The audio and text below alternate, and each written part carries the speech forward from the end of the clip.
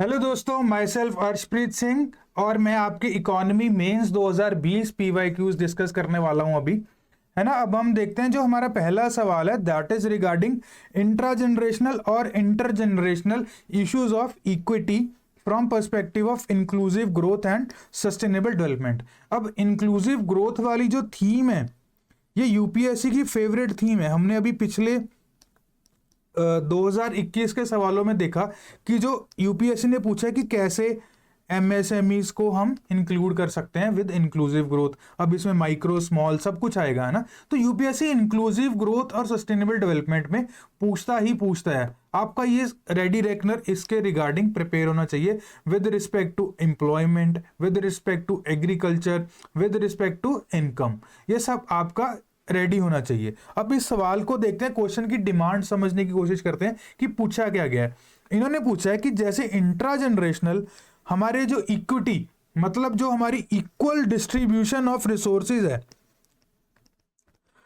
ना, हमारी जो इंट्रा जनरेशन मतलब सेम जनरेशन हमारी आज की प्रेजेंट जनरेशन कैसे यूज कर रही है और क्या इश्यूज आ रहे हैं उस रिसोर्सेज में। ठीक है। फिर इंटर जनरेशनल मतलब जो हमारी फ्यूचर जनरेशन है उनके लिए हम क्या इंपैक्ट डाल रहे हैं हमारे रिसोर्सेज को यूज करके। अब हमने इसको किसके साथ रिलेट करना है, इंक्लूसिव ग्रोथ के साथ और सस्टेनेबल डेवलपमेंट के साथ। ठीक है। अब देखते हैं स्ट्रक्चर है। अब पहले डेफिनेशन दोगे दोनों की, बताओगे होता क्या है, फिर उनका जो पर्सपेक्टिव है उसको आप एक्सप्लेन करोगे जो क्वेश्चन में पूछा गया। That will be your major part. अब इंट्रोडक्शन में inclusive growth and sustainable aim to address equity issues within and across generations. है ना, है इश्यूज हमें भी पता है। पानी की कमी है, water scarcity, fossil fuels, deforestation, ये सब इंपैक्ट कर रही हैं हमारी इंटर जनरेशन मतलब फ्यूचर जनरेशन के लिए। Intra means same generation, equity among the people of same generation. ठीक है। और जो इंटर है प्रेजेंट एंड फ्यूचर जनरेशन के बीच में। राइट। अब इंट्रा देख लेते हैं। इंट्रा मतलब जैसे अभी क्लीन वाटर है, clean water, health care, digital literacy, ये सब चीजें हम आज की डेट में फेस कर रहे हैं। जैसे बेसिक नेसेसिटीज क्या होगी, basic services, electricity, education, health care, इन सब में ऑब्वियसली डिस्पैरिटीज हैं। हमें उनके लिए स्कीम्स लेके आनी पड़ती हैं, पीवीटीजीज हम बनाए हैं ताकि हम उनको बेसिक सर्विसेज प्रोवाइड कर सकें जो हमारे मार्जिनलाइज सेक्शन है उनकी इंक्लूसिविटी कर पाए। ठीक है। डिजिटल डिवाइड है, अनइक्वल एक्सेस टू इंटरनेट है, कहीं एरियाज में इंटरनेट ही नहीं है। इनकम एंड वेल्थ डिस्पैरिटीज हैं, जैसे इन्होंने बोला कि जो 1% लोग हैं वो 40% वेल्थ इंक्लूड होल्ड करते हैं, है ना। फिर उसके बाद एम्प्लॉयमेंट इनइक्वालिटीज हैं, जैसे पीएलएफएस की रिपोर्ट आती है हर साल, वो आपको बताती है कि हमारे एम्प्लॉयमेंट में क्या टारगेट्स हैं, क्या अचीव किया है ना, वो आप इसमें हमेशा डाल सकते हो। एमजी नरेगा जो बजट में डिस्कस हुआ था उसका भी आप डाल सकते हो इसमें। हमारे पास सिर्फ फैक्ट्स और डाटा होना चाहिए इकोनॉमी के सवालों में, आपके पास भर भर के मार्क्स मिलेंगे आपको, है ना। Credit and capital access, MSME को क्रेडिट अवेलेबिलिटी नहीं है उसके, इसीलिए हमें कोलेटरल फ्री, हमने अभी ये पिछली क्लास में अच्छे से स्कीम एक्सप्लेन करी है ना, पिछले सेशन में। कोलेटरल फ्री लोन्स प्रोवाइड करने पड़ रहे हैं, है ना, ताकि उनके पास इक्वल एक्सेस आ जाए। जेंडर इनइक्वालिटी है, सोशल इनइक्वालिटी है अमंग वुमेन एंड अदर, है ना। अब इंटर जनरेशन में क्या हो जाएगा कि हम फ्यूचर जनरेशन के लिए कि जैसे अपने फॉसिल फ्यूल्स हैं, डिफॉरेस्टेशन है ना, ये सब हम कर रहे हैं जिसकी वजह से अपनी फ्यूचर जनरेशन पे इंपैक्ट पड़ेगा, है ना। अब इसका इंक्लूसिव ग्रोथ पे क्या असर होगा और सस्टेनेबल डेवलपमेंट पे क्या असर होगा, राइट। इसका सस्टेनेबल डेवलपमेंट पे क्या असर होगा ये आपने लिखना है, एक एक पॉइंट इसमें आप दे दोगे, है ना। कि जैसे इंक्लूसिव ग्रोथ, जो growth should be long term, है ना, शॉर्ट टर्म नहीं होनी चाहिए कि सिर्फ हम अपनी जनरेशन को ही देख रहे हैं, अपनी जनरेशन के बारे में ही हम सेल्फिश ग्रो कर रहे हैं, हम फ्यूचर जनरेशन का ख्याल ही नहीं रख रहे।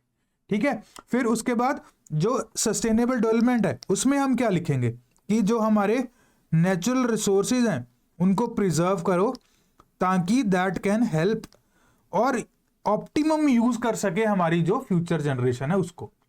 ठीक है, क्लाइमेट चेंज को हम अच्छे से देखें इसीलिए कार्बन एमिशंस है उनको कंट्रोल कर रहे हैं हम। ये सब जो हम एनवायरनमेंट के साथ रिलेट कर सकते हैं ये हम इसमें पॉइंट डालेंगे। जो भी हमारे अपने पेरिस एग्रीमेंट्स हैं, क्योटो एग्रीमेंट है, ये सारा कुछ हम इसमें डाल सकते हैं। ठीक है, as a examples resource depletion, water, soil, minerals, over use, water scarcity आ रही है, ये सब चीजें हम इसमें डालेंगे। ठीक है, फिर बायोडाइवर्सिटी, हमारी कई जो स्पीशीज हैं वो पॉल्यूशंस के कारण या किसी और जो नेचुरल डिजास्टर है उसके कारण खत्म हो रही है ना। Neglect of education and health investments, हमारे पास इंफ्रास्ट्रक्चर नहीं है उतना, लॉन्ग टर्म इंफ्रास्ट्रक्चर के जो इम्पैक्ट है ना, वो ही लेके आने चाहिए हमें फॉर उसके लिए, है ना, फॉर इंटरजनरेशनल। ठीक है, अब ये नहीं है कि सिर्फ लॉन्ग टर्म मींस उनको भी हेल्प मिले, सिर्फ हमारी जनरेशन को ही ना देखा जाए। ठीक है, अब इसमें अच्छा सा कंक्लूजन लिखो कि हमारी जो पॉलिसी है और स्टेक होल्डर्स हैं और हमारी जो सिविल सोसाइटी है वो एक कोहेजन बनाए, कोहेसिविटी बनाए, ताकि हमारी जो इंट्रा जनरेशनल और इंटर जनरेशन को लिए इक्विटेबल और सस्टेनेबल फ्यूचर बन सके। ठीक है, अब देखते हैं अगला सवाल। अब जो हमारा दूसरा सवाल है that is regarding define potential GDP. इन्होंने डेफिनेशन पूछी है, पर्टिकुलर डेफिनेशन आपको पता होना चाहिए पोटेंशियल जीडीपी की क्या होती है, right. That will be your first part, introduction. और उसके डिटर्मिनेंट्स क्या हैं कि हमें पता कैसे चलता है कि पोटेंशियल जीडीपी कैसे अचीव हो सकती है, या कैसे हम उसको पता कर सकते हैं कि पोटेंशियल जीडीपी है क्या, और what are the factors that have been inhibiting in India from realising its potential GDP, की क्या फैक्टर्स हैं जिससे हमारी पोटेंशियल जीडीपी इंपैक्ट हो रही है। ठीक है, अब पोटेंशियल जीडीपी क्या होती है ना, मींस अब जीडीपी सबको पता है हमारा ग्रॉस डोमेस्टिक प्रोडक्ट, जिससे हम अपनी इकोनॉमिक वैल्यू को फाइंड आउट करते हैं हमारी वेरियस मेथड्स, है ना। अब पोटेंशियल जीडीपी मींस जो हमारा लेवल ऑफ आउटपुट है ना, जो हम प्रोड्यूस कर सकते हैं विद, है ना, हमारे जो रिसोर्सेज हैं उनको एफिशिएंटली यूज करके, फुल पोटेंशियल से काम करें, हमारी लेबर है वो अच्छे खासे से काम कर रही है और हमारे जो रिसोर्सेज हैं वो प्रॉपरली यूटिलाइज हो रहे हैं और they have more efficient levels. अब इसके फैक्टर्स क्या हो सकते हैं, है ना, कि ऑब्वियसली मैंने अभी लेबर बोला तो लेबर, है ना, प्रोडक्टिविटी। अब लेबर कैसे पार्ट होगी, उनकी जो स्किल्स हैं, अब हमारी हाईली स्किल्ड लेबर होगी तो that will impact our productions, वो उतना ही एफिशिएंटली काम करेंगे, है ना, उतनी ही प्रोडक्टिविटी काम करेगी, तो that is inter relatable. Labour अच्छा नहीं होगा तो हमारे प्रोडक्टिविटी लेवल्स कम होंगे, इसीलिए हम अपनी प्रोडक्टिविटी लेवल्स को अचीव नहीं कर पा रहे हैं। ठीक है, अब तीसरा पॉइंट क्या होगा, ऑब्वियसली कैपिटल। हमारा कैपिटल फॉर्मेशन क्या है, हम इंफ्रास्ट्रक्चर पे कितना पैसा लगा रहे हैं, क्या उसके लिए क्या काम कर रहे हैं, है ना, कितना यूटिलाइज कर रहे हैं उनको या कितना नहीं कर रहे हैं, वो सब कैपिटल फॉर्मेशन में आ जाएगा to achieve our potential GDP. ठीक है, फिर आ गया हमारे पास कितनी मॉडर्न टेक्नोलॉजी है, कितनी हमारी R&D हो रही है जो हम अपनी टेक्नोलॉजी को अपग्रेड कर पा रहे हैं ताकि हमारी प्रोडक्शन को इंक्रीज कर पाए, ऑब्वियसली, है ना, तभी हमारी मॉडर्न टेक्नोलॉजी इसी चीज पे काम करती है ना, चाहे एग्रीकल्चर हो उसमें ईल्ड को इंक्रीज करने के लिए, और जो हमारी टेक्नोलॉजी है इन प्रोडक्शन लेवल्स, हम प्रोडक्शन को इंक्रीज करते हैं विदाउट वेस्टिंग आवर रिसोर्सेज, है ना, फुली यूटिलाइजिंग। ठीक है, अब इसका स्ट्रक्चर पोटेंशियल जीडीपी बताओ भाई, उसका फैक्टर्स क्या है inhibiting India from realising potential GDP, और अगर आप कुछ पॉलिसीज आपको याद हैं इस पर्सपेक्टिव में आप बता सकते हो, है ना। अब potential GDP, level of output of economy can produce when it all resources are fully utilised. ठीक है, ये आपने अच्छी खासी डेफिनेशन दे दी, एग्जामिनर इससे इंप्रेस हो जाएगा, है ना। फिर उसके बाद जो फैक्टर्स हैं वो लेबर फोर्स पार्टिसिपेशन है ना, हमारी उनकी प्रोडक्टिविटी लेवल्स क्या है, और कैपिटल एक्यूमुलेशन और टेक्नोलॉजिकल एडवांसमेंट्स, है ना, these are determinants of potential GDP. इसको आप ना एक एक लाइन में एक्सप्लेन भी कर सकते हो कि कैसे they are impacting our GDP, right, what are their roles, इसके थ्रू और थोड़े थोड़े एग्जांपल्स। अब क्या फैक्टर्स हैं inhibiting India for realising its potential GDP. Infrastructure नहीं है हमारे पास, इंफ्रास्ट्रक्चर की अवेलेबिलिटी नहीं है। लेबर मार्केट चैलेंजेस हैं कि जैसे related to labour market rigidity, skill mismatch. अब उसके लिए हमने क्या डाला है, स्किल डेवलपमेंट प्रोग्राम्स, है ना। ये आप इसमें इंसर्ट करो ऐसे ऐसे पॉलिसीज, जरूरी नहीं कि लास्ट में डालनी है, लास्ट में भी आप डाल सकते हो, बट इसके साथ आप लिख सकते हो कि अगर इंफ्रास्ट्रक्चर डेफिशिएंसी है तो क्यों है ना। जैसे इन्होंने बताया कि अगर पुअर इंफ्रास्ट्रक्चर है तो हायर ट्रांजैक्शन कॉस्ट है, डिलेज होते हैं, इनएफिशिएंसी आती है, और हमारी जो इकोनॉमी की एबिलिटी है वो पोटेंशियल जीडीपी में नहीं पहुंचती। कैसे, अब इंफ्रास्ट्रक्चर के लिए क्या चाहिए होता है, फंड, है ना, कैपिटल, जिससे वो इंफ्रास्ट्रक्चर को डेवलप कर पाए। अब उनके पास एक्सेस टू क्रेडिट नहीं है तो that impacts their deficiency in infrastructure, है ना। वो डेफिशिएंसी क्रिएट करते हैं इंफ्रास्ट्रक्चर की। रेगुलेटरी बर्टन्स, अब रेड टेपिज्म है ब्यूरोक्रेट्स में, है ना, फाइल क्लियरेंसेस नहीं है, उसके लिए हम ईज ऑफ डूइंग बिजनेस लेके आए हैं ताकि जो रेगुलेटरी फ्रेमवर्क्स हैं वो थोड़े ईजी हो पाए और इम्पैक्ट्स उन पे ना लगे, जैसे सिंगल विंडो क्लियरेंसेस। ये सब चीजें ना इंटर रिलेट होती हैं। जैसे हमने लास्ट ईयर के एग्जाम जो डिस्कस किया है पीवाईक्यू, उसमें मैंने ये चीजें सारी बताई हैं, उसमें भी ये सवाल था with respect to inclusive growth, और जो हमारी जीडीपी के रिलेटेड है वो भी एक सवाल था, है ना। तो ऐसे आप उसको रिलेट करके पढ़ो तो नो डाउट इसी थीम पे आपको सवाल अगले साल भी आ सकता है इन 2025। और इनकम इनक्वालिटीज बहुत हैं। अभी हमने पिछले क्वेश्चन में डिस्कस किया कि जो 1% है they hold 40% of wealth, right. Environmental degradation, ये सब आप इसमें लिख सकते हो। और पॉलिसीज में क्या लिख सकते हो, जैसे स्किल इंडिया मिशन हो गया for skill development, MG NREGA for employment generation, right. उसके बाद भारतमाला प्रोजेक्ट, जैसे अभी हमने लास्ट ईयर में डिस्कस किया था Atmanirbhar Bharat, make in India programmes, है ना। और उसमें जनधन योजना, ये सब आप इसमें लिख सकते हो। Ease of doing business, e NAM, ये सब इसका पार्ट है जिससे हमारी जीडीपी है उसको अचीव करने में हेल्प मिलेगी और हमारी जो ग्रोथ है दैट विल बी इंक्लूसिव। ठीक है, अब देखते हैं अगला सवाल। What are the main constants in transport and marketing of agricultural produce in India.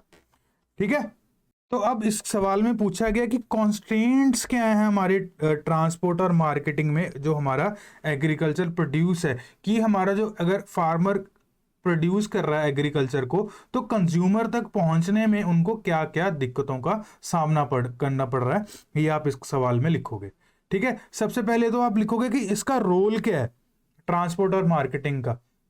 अब ट्रांसपोर्ट में क्या आ जाएगा, रोड एंड रेलवेज, है ना, कि अगर प्रोडक्ट ए जगह पे प्रोड्यूस हुआ है तो बी जगह में वो टाइमली पहुंचना चाहिए कि जब उसकी डिमांड है ना, ए टू बी पहुंचना चाहिए जब उसकी डिमांड है, राइट। उसके बाद जो उसके मार्केटिंग है, मींस उसके पास मार्केट एक्सेस भी होनी चाहिए फार्मर के पास, ताकि उसका जो एग्रीकल्चरल प्रोड्यूस है वो एफिशिएंटली यूज हो पाए, उसको लॉसेस ना फेस करने पड़े, है ना। अब अगर मार्केटिंग कंसर्न है, कॉन्स्ट्रेंट्स हैं ट्रांसपोर्ट में, तो फार्मर क्या करता है, that produce only MSP goods, कि एमएसपी क्रॉप्स जो कि सिर्फ एमएसपी जिन पे मिलता है, गारंटीड प्राइस मिलता है, minimum support price to farmers, तो वो ही यूज करते हैं उनको, है ना। उनके साथ ही वो उन लेके चलते हैं कि उनको रिस्क ना फेस करना पड़े। ठीक है, अच्छी रोड क्वालिटी होगी, अच्छा इंफ्रास्ट्रक्चर होगा तो हमारी फार्मर्स हैं they can take risks regarding perishable goods, है ना। अब उनको पता है कि अगर मैं कुछ यूज करता हूं पेरिशेबल, जैसे टोमेटो हो गया, अब उसको इतने दिन में उसकी शेल्फ लाइफ इतनी है, अगर वो मार्केट में नहीं पहुंचा, ट्रांसपोर्ट में ही रह गया तो वो खराब हो जाएगा, that will B obviously losses for them, है ना। और जो उनकी मार्केट एक्सेस है तो वो भी रह जाती है, उनके पास इंफॉर्मेशन ही नहीं पहुंचती टाइमली, जो डिमांड है प्रोडक्ट की वो सब। अब रोल लिखोगे इसमें, और जो कॉन्स्टेंट्स हैं that will be the body, right. अब it plays a crucial role definitely, है ना, by connecting farmers to market. अब इसमें क्या एक ना बहुत अच्छा कीवर्ड है, फार्म टू फोक, ये इसमें लिख सकते हो, है ना, कि इस फार्म से फोक तक अपने जो घर में चम्मच है उस तक पहुंचने के लिए, मतलब कंज्यूमर तक पहुंचने के लिए जो भी गुड्स हैं, क्या उनको कैसे क्या वे थ्रू है, क्या उनको सामना करना पड़ता है कठिनाइयों का, वो सब आप इसमें लिख सकते हो। ठीक है, बहुत अच्छा कीवर्ड है ये फार्म टू फोक, और हमेशा यूज करो जब भी एग्रीकल्चरल इश्यूज का आता है ना। ये क्या करते हैं, मूवमेंट होती है जो एग्रीकल्चर की, produce from farm to consumer, है ना, ensuring price discovery, distribution efficiency, इन सब चीजों में ट्रांसपोर्ट और मार्केटिंग का यूज होता है ना। और इन्होंने देखा कि सेवरल कॉन्स्ट्रेंट्स होते हैं, अब देखेंगे कौन से कॉन्स्ट्रेंट्स है। अब इंफ्रास्ट्रक्चर डेफिशिएंसी है। मैंने आपको 3-4 कीवर्ड्स बताता हूं, ये आप हमेशा उसमें लिखना जो भी आपका सवाल होगा इसका, है ना, एग्रीकल्चरल में जो भी आपके इश्यूज हैं इनका सवाल, इसमें आप तो एक सबसे पहले इंफ्रास्ट्रक्चर जरूर लिखना, है ना, कि हमें हमारे पास स्टोरेज फैसिलिटीज नहीं है, कोल्ड स्टोरेज नहीं है ना, ये सब, ताकि जो हमारे गुड्स हैं वो प्रिजर्व रह पाए अच्छे टाइम के लिए, अच्छे टाइम पीरियड के लिए, क्योंकि अब हमारे इंडिया में इतनी अच्छी खासे लेवल पे प्रोडक्शन होती है, बट वो ये तो है नहीं कि एक ही दिन में यूज हो जाएगा। It will gradually be used by the people, gradually be transport to the targeted areas जहां पे जरूरी है, चाहे पीडीएस सिस्टम है अपना, जहां भी उनको जरूरी है। ठीक है, उसके बाद उनके पास मार्केट एक्सेस नहीं है, कि जैसे स्मॉल फार्मर्स हैं, अगर वो अपने क्रॉप्स को लेके जाएं, उनको वो इफेक्टिव प्राइस नहीं मिलेगा जो एक बंदा बल्क में लेके आ रहा है ना। जो लार्ज फार्मर्स होते हैं, दे हैव देयर से, उनकी से होती है मार्केट में, वो प्राइस डिटरमाइन करने में उनको हेल्प करती है। ठीक है, because of their production level. ठीक है, और अब मार्केट एक्सेस के साथ ना, इसके साथ एक्सेस, रिस्क, मार्केट रिस्क और मार्केट लिंकेजेस, ये एक कीवर्ड है, ये मार्केट से रिलेटेड आप लिख सकते हो इसमें, मार्केट एक्सेस, मार्केट रिस्क और market linkages. Market risk means हमारे पास प्राइस वॉलेटिलिटी रहती है, गारंटीड प्राइसेस नहीं है, क्या आज कम है आज ज्यादा है, अगर ज्यादा सप्लाई आ गई तो उनके प्राइसेस कम हो जाएंगे। तो ये कैसे पता लगेगा उनको, अगर मार्केट की एक्सेस है, उनके पास मार्केट की नॉलेज है, तो मार्केट की लिंकेजेस हैं उनके पास, तो वो कंट्रोल कर पाएंगे सप्लाई और डिमांड को। ठीक है, और इसमें तीसरा लिख सकते हो कि जो पोस्ट हार्वेस्ट कंजम्पशन है, ये 3-4 पॉइंट्स हैं, ये हमेशा लिख के आना उसमें। पोस्ट हार्वेस्ट कंजम्पशन में क्या होगा कि हम क्वालिटी कंट्रोल करें थ्रू अपना infrastructure, storages, cold infrastructure, cold storage facilities, इन सब के थ्रू हम अच्छे खासे लेवल पे उनको प्रिजर्व कर पाएंगे। ठीक है, दूसरा क्या लिख सकते हैं इसमें, हमारी जो पैकेजिंग है, हमारी जो स्टोरेज है, वो कैसे जाएगा प्रोडक्ट, वो पोस्ट हार्वेस्ट कंजम्पशन में आ जाएगा। ये 3-4 पॉइंट आप लिखोगे, इसमें अच्छे खासे एग्जांपल्स डालो, आपको बढ़िया मार्क्स मिलेंगे। ठीक है, अब देखो road and rail networks, cold chain and storage facilities है, ये इंफ्रास्ट्रक्चर का पार्ट हो गया। फिर उसके बाद मार्केट इंफॉर्मेशन नहीं है, इंफॉर्मेशन की असिमेट्री है, टाइमली और एक्यूरेट नहीं पता लगता कि क्या प्राइसिंग है, क्या मार्केटिंग स्ट्रेटेजीज है रिगार्डिंग जो क्रॉप वो कर रहे हैं, है ना। मार्केट एक्सेसिबिलिटी नहीं है, स्मॉल होल्डर्स वाला मैंने आपको एग्जांपल दिया है। प्राइस फ्लक्चुएशंस, मार्केट रिस्क, इन सबको नहीं पता लगता विदाउट मार्केट एक्सेस, है ना। पॉलिसी रेगुलेटरी कंस्ट्रेंट्स तो ऑब्वियसली होंगे। अब इंटरस्टेट ट्रेड बैरियर्स, ये सब आप इसमें लिख सकते हो, है ना। एपीएमसी मंडीज होती हैं वो सब। अब lack of value addition and market linkages, जैसे अब low value addition and limited processing facilities. अब हमने एक क्रॉप प्रोड्यूस किया, हम उसमें कोई वैल्यू ऐड करके नहीं बेच रहे, है ना, जिससे जो फार्मर्स हैं उनको प्रॉफिट्स हैं वो कम मिल रहे हैं, और कॉम्पिटिटिवनेस उनकी जो है वो उनको इंपैक्ट कर रही है मार्केट की। ठीक है, पोस्ट हार्वेस्ट लॉसेस और क्वालिटी कंट्रोल। और इसके बाद आ गया अपना transport and marketing of agriculture produce in the face numerous constraints, और हम उसको कैसे इंप्रूव कर सकते हैं, ये आप इसमें लिख दोगे। ठीक है, एज अ वे फॉरवर्ड। ठीक है, ये थोड़े सीधे सवाल है एज कंपेयर टू 2024। यूपीएससी का लेवल काफी हाई हो गया इस बार, आपको उस हिसाब से प्रिपरेशन करनी पड़ेगी। ठीक है, अब देखते हैं अगला सवाल। What are the challenges and opportunities of food processing sectors in country, how can income of the farmers be substantially increased by encouraging food processing. अब फूड प्रोसेसिंग कैसे इनकरेज कर सकती है, सबसे पहले तो, है ना। अब हम उसको, जब हमें अभी लास्ट सवाल में वैल्यू एडिशन की बात कर रहे हैं, तो फूड प्रोसेसिंग क्या करती है, they provide value addition to the products, to the crops, है ना। तो उससे अब एक आप ब्रेड है, ब्रेड को अच्छा रेट मिलता है आपको, रेदर देन वो किस चीज से बना है, वो अगर रॉ मटेरियल आया है ना, रॉ मटेरियल का रेट ऑब्वियसली कम होगा।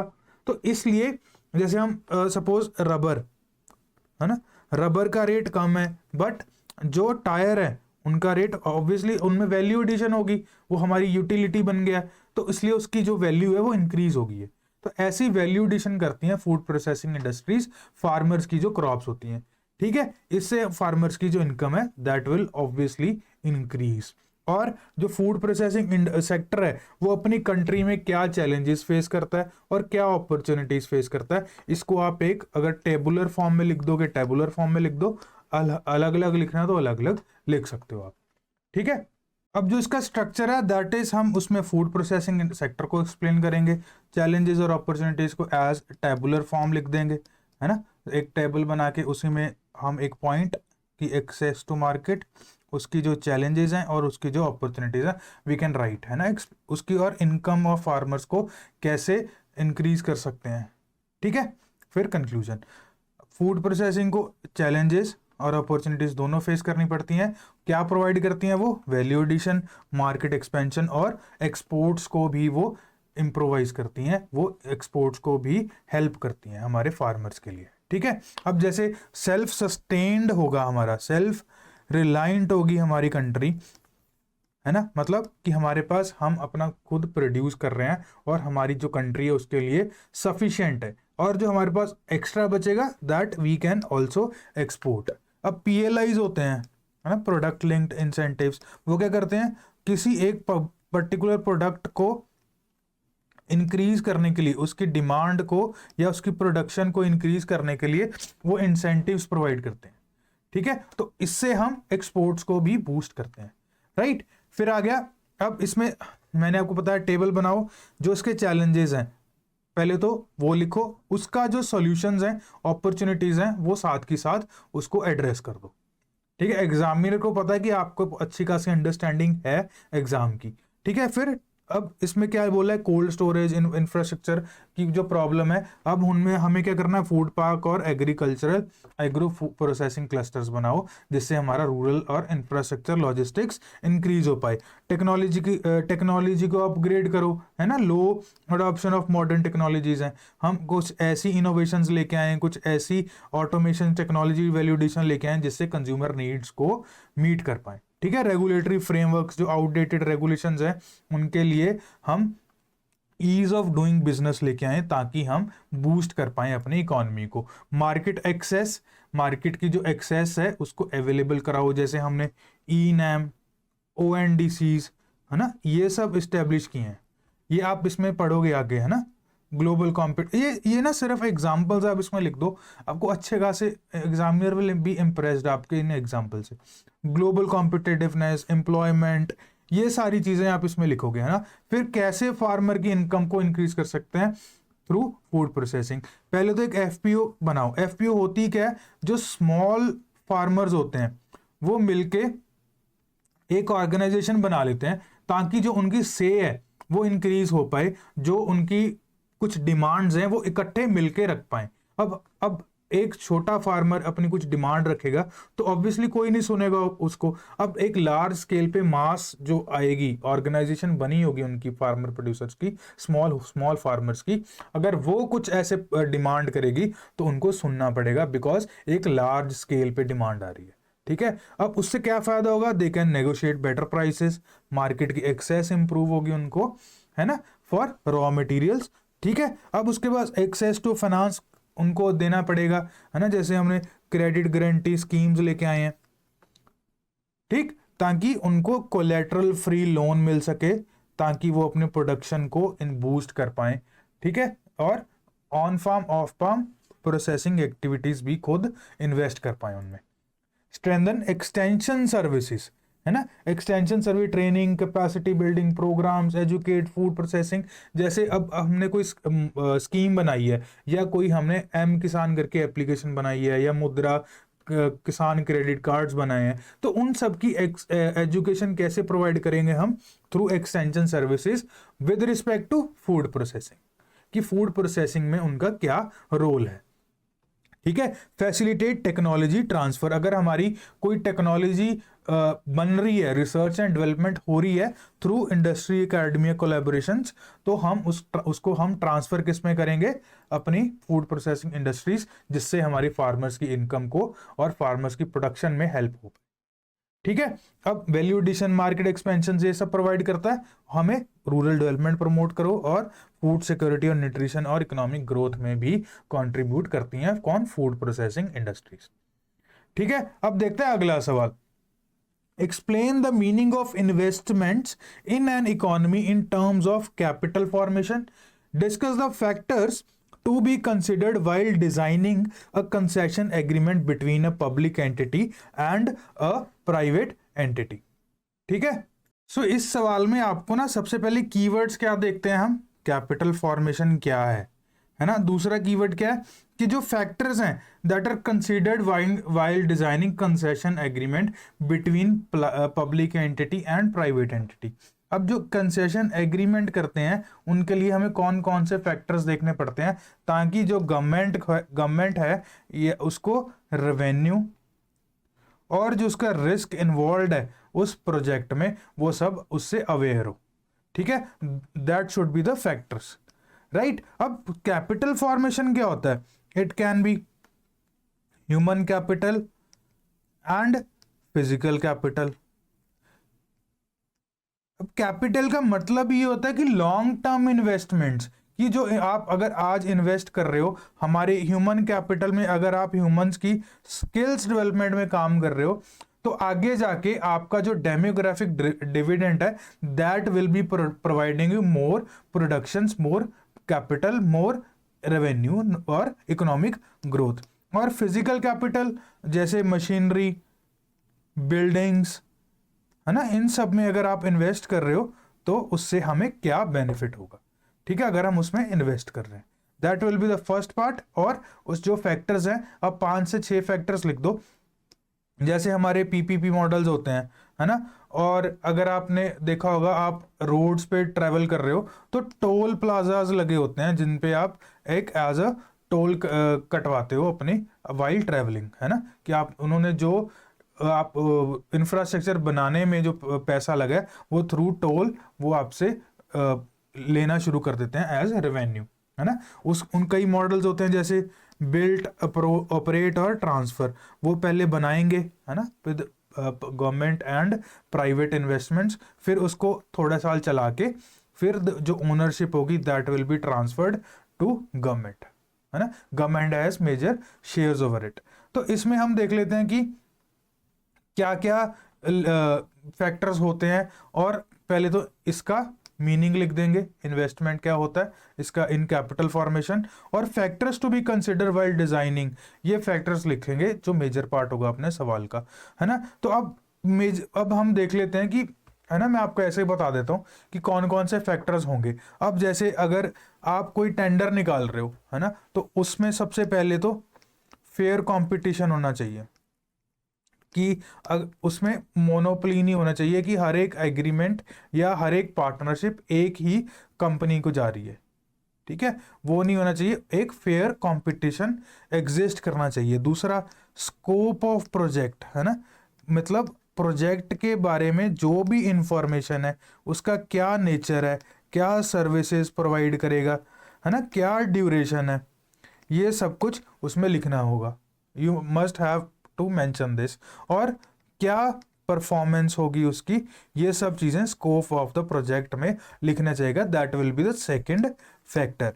अब थर्ड क्या होगा? इन्वेस्टमेंट डिटेल्स, कि सोर्स ऑफ फंड क्या होगा, जो पैसा आएगा वो कहाँ से आएगा, वो गवर्नमेंट शुड नो। और कैपिटल मींस अगर जो कितना कहाँ से आएगा, कितना इन्वेस्ट होगा, है ना, कैपिटल कितना इन्वेस्ट होगा। तीसरा, डिटेल्स ओनरशिप की, ये सब कुछ इसमें मेंशन होना चाहिए एज अ फैक्टर। फिर थर्ड पॉइंट क्या आ जाएगा, है ना, थर्ड पॉइंट क्या आ जाएगा, वैल्यूएशन ऑफ एसेट, कि जो अगर प्रोजेक्ट बना है तो वो उससे कितना रेवेन्यू जनरेट हो रहा है हमारे पास, है ना, दैट शुड बी इवेल्युएटेड, उसकी करेक्ट इवेल्युएशन आनी चाहिए हमारे पास। चौथा, क्या रिस्क और रेवेन्यू इन्वॉल्व है उस प्रोजेक्ट के साथ, उसको कैसे डिस्ट्रीब्यूट करेंगे among private and public enterprises, है ना, ये भी लिखना पड़ेगा आपको। फिर टाइम पीरियड कितना होगा, अगर आपको कोई टोल प्लाजा लगा हुआ है तो उसका कितने टाइम पीरियड में वो अपना रेवेन्यू यूटिलाइज कर पाएगा, वसूल पाएगा, और जो ओनरशिप है वो गवर्नमेंट को प्रोवाइड कर देगा, that should be also a factor. ठीक है, और जो मॉनिटरिंग है प्रोजेक्ट्स की, जो मॉनिटरिंग है प्रोजेक्ट्स की, वो भी लिखनी पड़ेगी हमें, वो भी उसमें मेंशन होनी पड़ेगी कि कैसे मॉनिटरिंग होगी। ठीक है, अब इंट्रोडक्शन आप इसमें अपने आप मोटा मोटा पढ़ देना अपने अपनी पीडीएफ में कि क्या क्या लिखा हुआ है, यही सब है जो मैंने बताया। अब इको सर्वे में बताया कि जो हमारे कैपिटल एक्सपेंडिचर है ऑफ सेंट्रल गवर्नमेंट उसको इंक्रीज किया गया है ना, ये ये आप इसमें पर्टिकुलरली डाटा मेंशन करोगे ऑब्वियसली, है ना। कैपिटल फॉर्मेशन में investment in physical capital, infrastructure investments, ये सब चीज़ें आप इसमें लिखोगे। ह्यूमन कैपिटल में क्या इन्वेस्ट करोगे, है ना, स्किल डेवलपमेंट और एजुकेटेड वर्कफोर्स से क्या कैपिटल फॉर्मेशन होगी, ये सब आप इसमें मेंशन कर दोगे। Scope of project, risk allocation, financial viability, ये सब, है ना, sources of funding, revenue streams, everything will should be mentioned while considering a agreement. ठीक है, मैंने आपको ये जो 7-8 बताए हैं ये आप इसमें मेंशन कर सकते हो अपने प्रोजेक्ट में, राइट। अब कंक्लूजन में एक अच्छी सी लाइन लिखो कि capital formed now becomes basis of our demographic dividend to become productive। ठीक है, ये अच्छा सा एक लाइन लिख दो कि जो हमारा डेमोग्राफिक डिविडेंड है उस पे हम कितना इन्वेस्ट कर रहे हैं और किससे हमारी प्रोडक्शन पे इंक्रीज होगा, आगे जाके क्या हमारी प्रोडक्टिविटी पे इंक्रीज होगा। ठीक है, अब ये इसमें ये ना जैसे 2020 का सवाल है तो इसमें जीएसटी आया था, और जीएसटी पे क्या इम्पैक्ट पड़ा था after covid, because production, transportation, ये सब चीज़ें बंद हो गई थी, है ना, तो इस पे हमें लिखना पड़ेगा इस चीज़ के बारे में, तो इसलिए उसका रेलेवेंस था उस टाइम पे। ठीक है, और मेजरली नया नया भी आया था जीएसटी, है ना, पिछले 2-3 साल ही हुए थे। ठीक है, अब इस आंसर में ना आप क्या करोगे, यू विल राइट पर्टिकुलरली कि जब ये जीएसटी आया 2017 में, 101st कॉन्स्टिट्यूशनल अमेंडमेंट एक्ट 2016 में जब आया, उसके बाद स्टेट्स एक्ट आया कि compensation to the states, because states क्या करती थी पहले, स्टेट्स लिवाई वैट, है ना, अपना वैल्यू एडेड टैक्स लगाती थी, और various kinds of indirect taxes states directly लगा पाता था इंडिपेंडेंटली, जैसे एंट्री टैक्स हो गया, है ना, ये सब चीजें लगा पाती थी। बट आफ्टर जीएसटी अब स्टेट्स को ये प्रॉमिस किया गया कि तुम्हें जो भी रेवेन्यू होगा, है ना, हर साल उसमें 14% की ग्रोथ दिखेगी। अगर ये 14% की ग्रोथ नहीं हुई, आपके पास नहीं पहुंचा, तो जो भी इसका डिफरेंस होगा, सपोज 10% ग्रोथ हुई, तो ये 4% का जो भी डिफरेंस होगा, सेंटर विल बियर दैट। ठीक है, ये प्रॉमिस हो गया, और ये हमारी जो कॉन्स्टिट्यूशनल में भी मेंशन कर दिया गया कि स्टेट्स को उसकी एश्योरेंस मिलेगी फॉर रेवेन्यू। ठीक है, इन are 101st constitutional amendment act. ठीक है, अब उसके बाद क्या हुआ, जब कोविड आ गया 2020 में, अब सब कुछ बंद हो गया, स्टेट के पास, सेंटर के पास खुद से रेवेन्यू शॉर्टफॉल हो गया, उनके पास पैसे नहीं है देने के लिए, है ना, तो उन्होंने क्या किया था, एक कंपनसेशन फंड बनाया हुआ था, है ना, अंडर स्टेट्स एक्ट, कि उसमें कंपनसेशन एक्ट के अंदर आपको कंपनसेशन प्रोवाइड की जाएगी स्टेट्स को। बट अब रेवेन्यू नहीं है तो कंपनसेशन कहाँ से प्रोवाइड की जाए, है ना। तो उन्होंने क्या किया, जो जीएसटी था वो क्या शॉर्टफॉल हो गया, वो गिरना शुरू हो गया आफ्टर कोविड, है ना, कोविड के दौरान। तो जो भी शॉर्टफॉल होगा वो थ्रू कंपनसेशन फंड वो स्टेट्स को पे किया जाता था पहले, ठीक है। फिर उसके बाद और क्या कॉन्स्टेंट्स हैं, है ना।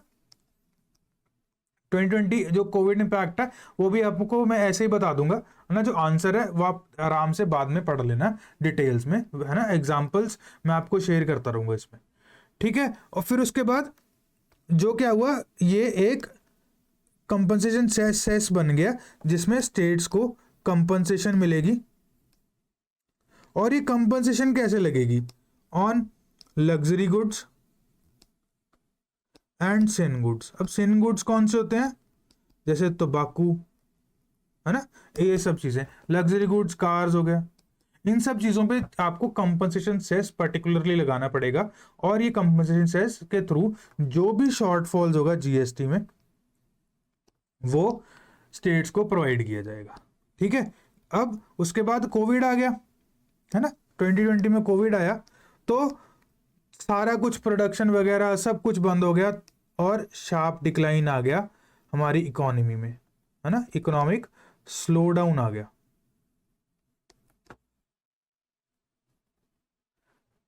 ठीक है। जो हमारा सेस था दैट वाज इनसफिशिएंट, उससे जो भी खर्चे थे स्टेट को पे करना था, रीपे करना था, वो हमारे पास सफिशिएंट नहीं था। उनका भी जो सेस की रिक्वायरमेंट थी या उनके रेवेन्यू की रिक्वायरमेंट थी that was very much short. और उन्होंने क्या किया, हमारी तो भाई कॉन्स्टिट्यूशनल राइट है, हमें आपको मतलब सेंटर को हमें जो पैसा है वो देना पड़ेगा, ठीक है। उन्होंने ये मुद्दा उठाया। फिर उसके बाद कि अब कितना कंपनसेशन शॉर्टफॉल था, अप्रॉक्स 2 लाख करोड़, ठीक है। अब सेंटर कहती भाई हमारे तो हाथ खड़े हैं, आप क्या करो, बोरो कर लो। किससे, या डायरेक्टली आरबीआई से कर लो जो स्पेशल विंडो होती है, या फिर डायरेक्टली मार्केट से कर लो। जो भी इसका इंटरेस्ट रेट होगा आगे जाके हम कंपनसेशन सेस से आपको रीपे कर देंगे, ठीक है, थ्रू कंपनसेशन सेस। तो अब इन्होंने पूछा कि फेडरल टेंशन्स कैसे क्रिएट हुई, है ना। अब उन्होंने अपनी राइट मांगी, कॉन्स्टिट्यूशनल राइट, बट सेंटर के पास पैसे ही नहीं थे, उनके पास रेवेन्यू नहीं जनरेट हो रहा था, वो कैसे देते। तो उनका जो ट्रस्ट डेफिसिट था वो क्रिएट हो गया between centre and state due to delayed payments, है ना। ऑब्वियसली अब स्टेट को भी खर्चे चलाने हैं, पहले तो अपना वो कैसे भी करके इंडिपेंडेंटली टैक्स लगा के कर लेते थे, और जीएसटी में उनको वादा भी किया गया था, ठीक है। आप जीएसटी के एवोल्यूशन के बारे में थोड़ा बता दो कि जीएसटी ने क्या किया था और क्या रिप्लेस किया था। उसके बाद क्या रैशनल बिहाइंड था जीएसटी कंपनसेशन एक्ट का, क्यों लेके आए गए थे, और कोविड-19 का इंपैक्ट क्या पड़ा जीएसटी कंपनसेशन फंड पे, ठीक है। right, introduced to address the revenue shortfall by states during the transition to the GST regime। जब हम GST लेके आए थे, जो भी ट्रांजिशन के टाइम पे आपको शॉर्टफॉल होगा, आपको रेवेन्यू जनरेट नहीं हुआ, वो फाइनेंशियल असिस्टेंस प्रोवाइड करेंगे थ्रू कंपनसेशन सेस। और कोविड-19 ने इम्पैक्ट किया जीएसटी कंपनसेशन फंड को, जिससे फेडरल टेंशन बनी, ठीक है। ये इंट्रोडक्शन होगी। क्या रैशनल था, transition to GST regime, compensation mechanism through GST compensation to states through under, जो भी रेवेन्यू शॉर्टफॉल होगा, जैसे कि 14% जो डिसाइड किया गया था उतना आपको ग्रोथ मिलेगा।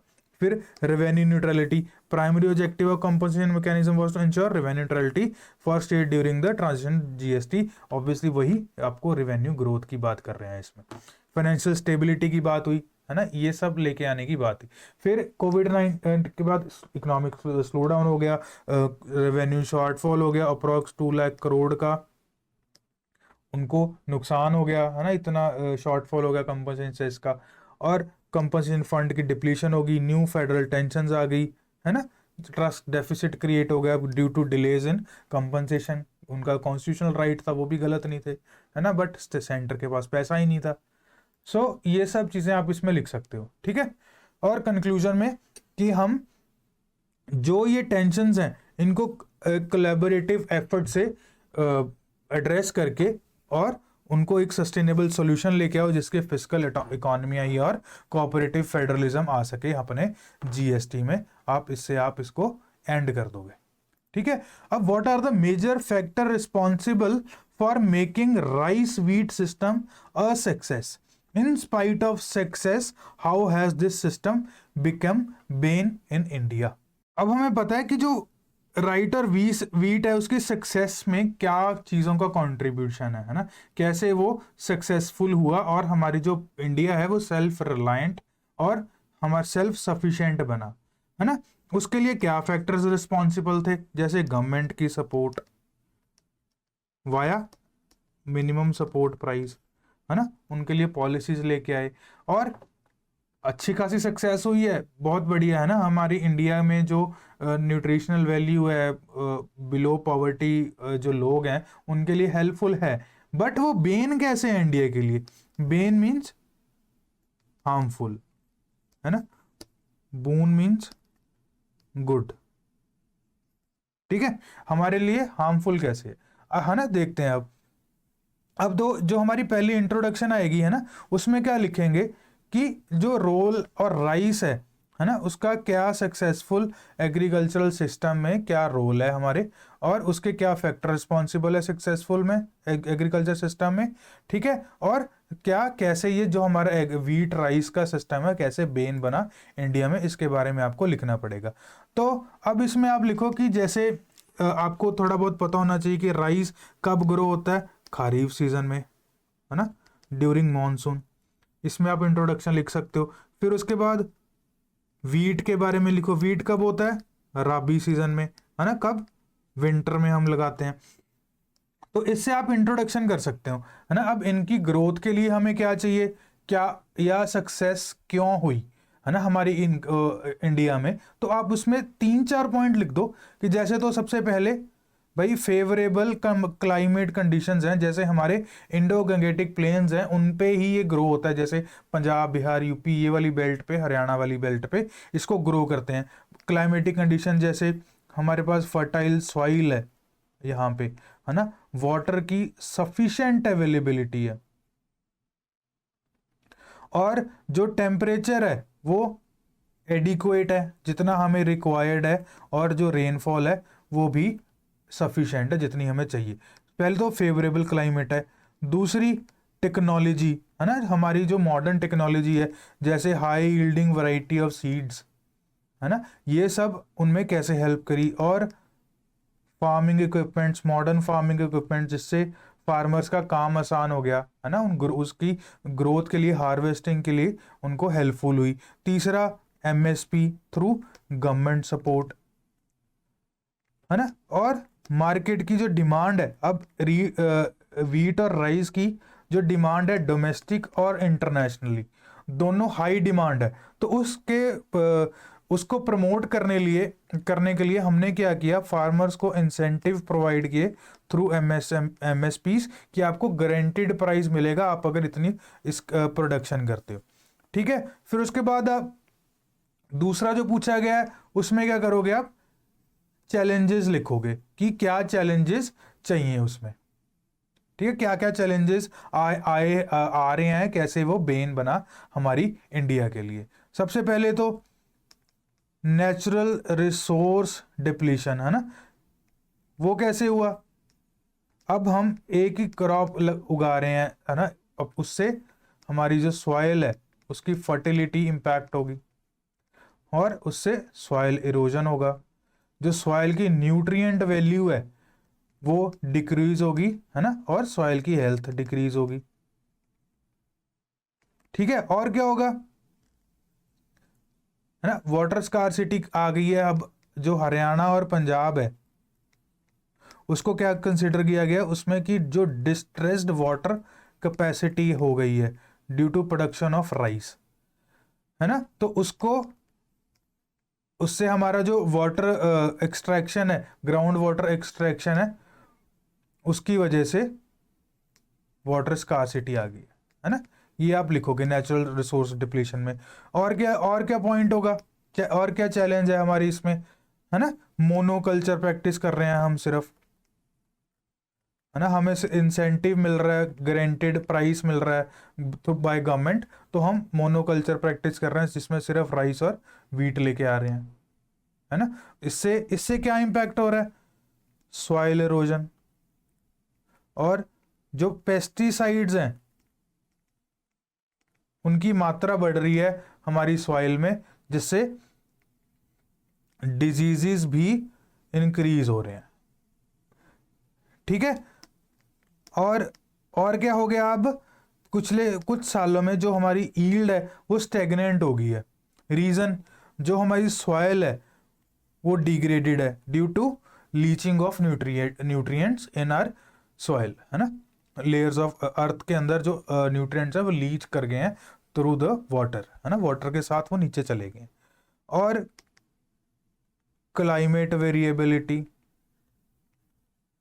है ना, इन सब के चक्कर में ये इनकी जो ग्रोथ है वो स्टेगनेंट हो गई है। और क्या हुआ है, एनवायरमेंट डिग्रेडेशन। वो कैसे, जैसे ग्रीन हाउस गैसेस डेवलप हो रही हैं और वाटर पोल्यूशन हो रहा है, जिससे हमारी बायोडाइवर्सिटी का लॉस हो रहा है ना, ठीक है। इसका ये इंपैक्ट पड़ रहा है अपनी इकोनॉमी पे due to excessive use of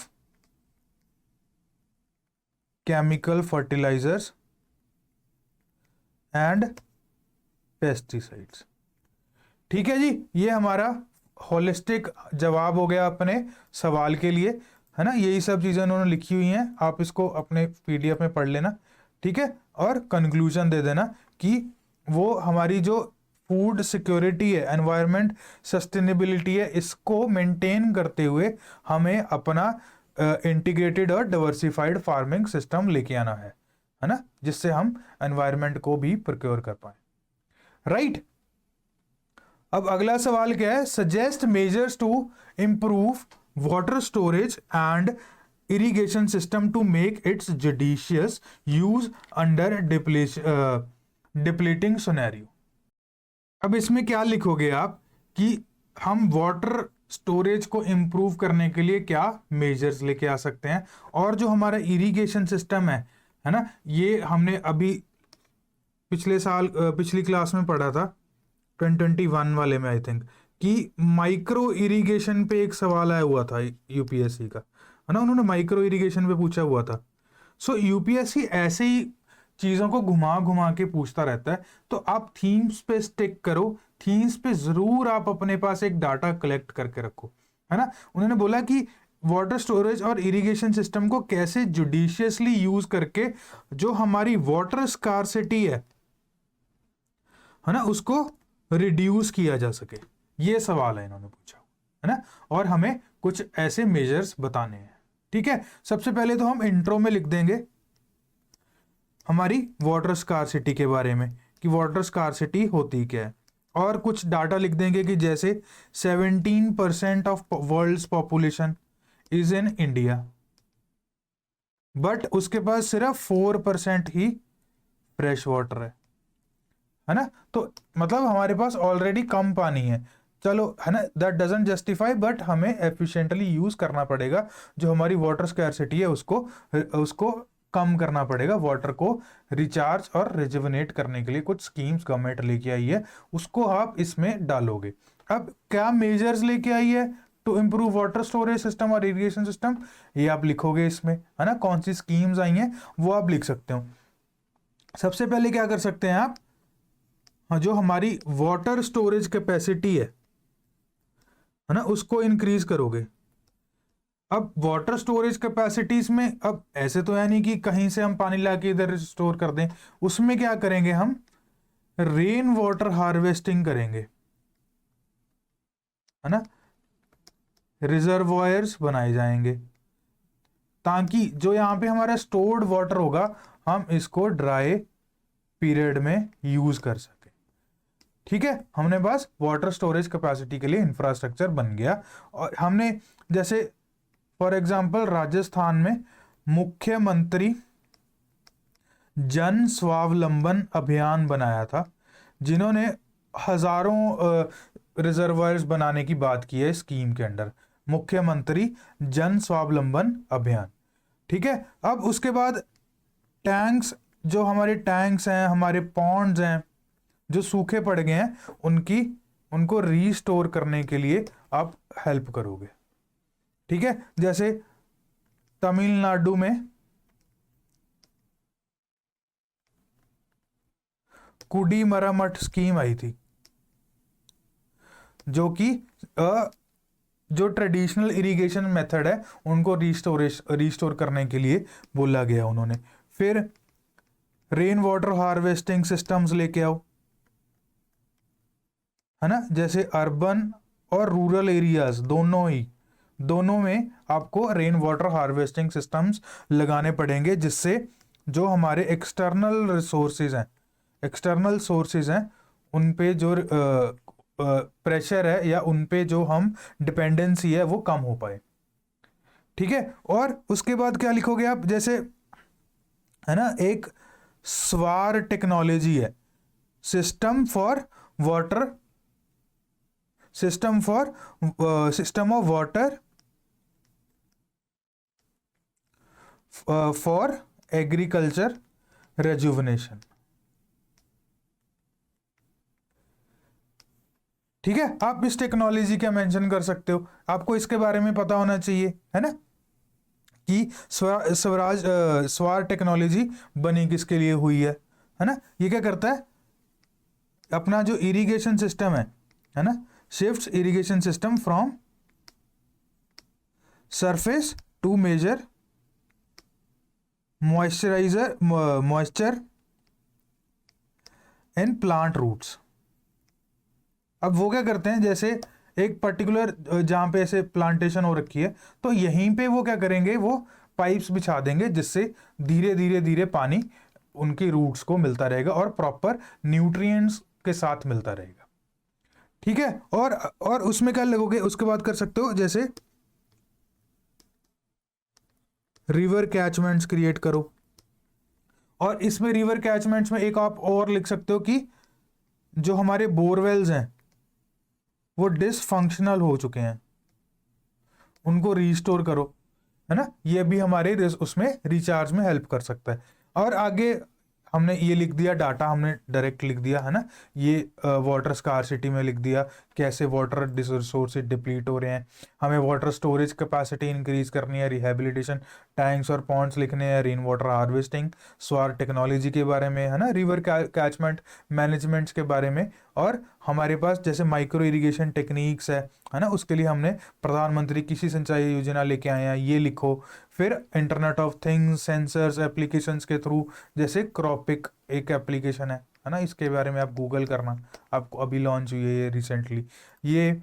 फिर integrated water resource management principles, Bhakra Beas management board, ऐसे आप एग्जांपल्स लिखोगे, वाटर एफिशिएंट क्रॉप्स, ये सब आप इसमें लिख दोगे, ठीक है। और हम पॉलिसी मेजर्स ऐसा अब लिखोगे। अब कैपेसिटी बिल्डिंग और कम्युनिटी पार्टिसिपेशन से विद पॉलिसी रिफॉर्म्स हम क्या हेल्प कर सकते हैं for long term water security and resilience, ठीक है।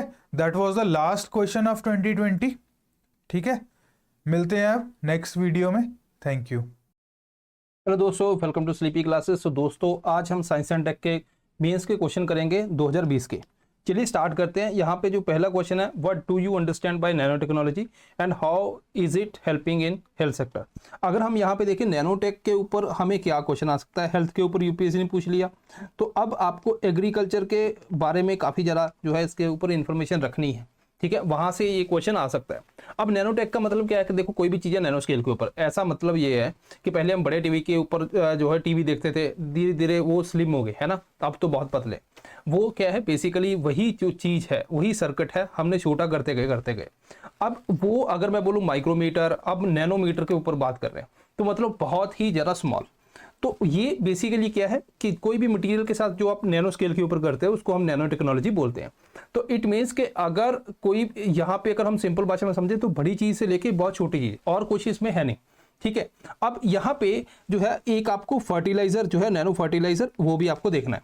अब यहाँ पे चलो इसको देख लेते हैं। यहाँ पे ध्यान क्या देना है कि इसने पूछा हाउ, कैसे, ठीक है। तो थोड़ा सा हमें डिटेल में इसका आंसर देना पड़ेगा। देखो एक है जैसे मान लो हेल्थ सेक्टर के अंदर के ड्रग डिलीवरी, इसके अंदर क्या होता है कि स्पेशली अगर मैं बोलूँ टारगेटेड का मतलब ये है कि जैसे मान लीजिए कि कोई मैंने अभी गोली खाई, अब गोली वो जो है ब्लड के अंदर घुलती है, पूरी बॉडी के अंदर जाती है, उसको नहीं पता आपकी लेफ्ट टांग में दर्द है या राइट में, ठीक है, वो पेन बेरिंग कैपेसिटी बढ़ा देती है। अब यहाँ पे क्या है कि लेट्स से मुझे लिवर को टारगेट करना है, ठीक है। अब मैंने क्या किया, ऐसे एक नैनो कैप्सूल आते हैं, नैनो कैप्सूल आप यहाँ पे एग्जाम्पल दे सकते थे और नैनोस्फेयर दे सकते थे, ठीक है। अब ये आते हैं, अब यहाँ पे क्या है कि हमने इनके बीच में जैसे लेट्स से कि ये है, अब यहाँ पे हमने क्या किया, इसके बीच में मेडिसिन भर दी। अब ये जाएगा बॉडी के अंदर, अब लिवर के जो हेपेटोसाइट है, मान लीजिए लिवर का सेल ये है, अब ये जो सेल है इसके अंदर ये तभी घुसेगा जब ये वाली जो है इसी सेल के साथ जो है जाके अटैच होगी, इसके रिसेप्टर के साथ जाके अटैच होगी, तो इट मीन कि बाकी जो सेल है उसके अंदर ये जा नहीं पाएगी। तो ये है टारगेटेड, मतलब उसी एरिया के अंदर ये इम्पैक्ट करेगी। दूसरा है कैंसर ट्रीटमेंट, जैसे मान लो नैनो ट्यूब्स हैं। नैनो ट्यूब क्या है कि एक जैसे बहुत ही पतली ट्यूब है, मतलब ऐसे में करूंगा स्किन के अंदर कैसे चली जाएगी, हमें पेन भी नहीं होगी, बहुत ही ब्रीक है ना। अब उसको डाल दिया अंदर, हम बाहर से वाइब्रेट कर रहे हैं, अंदर हीट जनरेट करेगी, तो अगर यहाँ पे ट्यूमर है तो उसको खत्म करने में ही हेल्प कर सकता है। डायग्नोसिस के अंदर एमआरआई वगैरह के अंदर जो है आयरन ऑक्साइड नैनो पार्टिकल काफी ज़्यादा यूज होते हैं ताकि कंट्रास्ट जरा बढ़ाया जाए। देन सिमिलरली नैनो सेंसर आप यहाँ पे बात कर सकते थे, एंटीबैक्टीरियल कोटिंग यहाँ पे जैसे सिल्वर को यूज किया जाता है, ठीक है। देन वैक्सीन के अंदर जो है एज ए स्टेबलाइजर जो है ये यूज भी हुआ कोविड के टाइम पे। तो ये कुछ एग्जांपल्स हैं। बेसिकली क्या है कि साइंस के अंदर आप सीधा नहीं लिख सकते हाँ ये इसमें भी काम करते हैं उसमें भी, वो तो उनको पता है, लेकिन वहां पे आपको एग्जांपल देनी पड़ेगी कि आपको एग्जामिनर को बताना हाँ यार मुझे पता है, ठीक है। तो ये आपको ध्यान रखना जरूर। तो जितनी एग्जाम्पल इकट्ठी कर सकते हो वो उतना ही बढ़िया रहता है। अगेन ये जो प्री के अंदर हम पढ़ते हैं वही मेंस के अंदर पूछा गया, कुछ नया नहीं है, ठीक है जी। Then how is science interwoven deeply in with our lives, ठीक है, पहला ये पोर्शन है।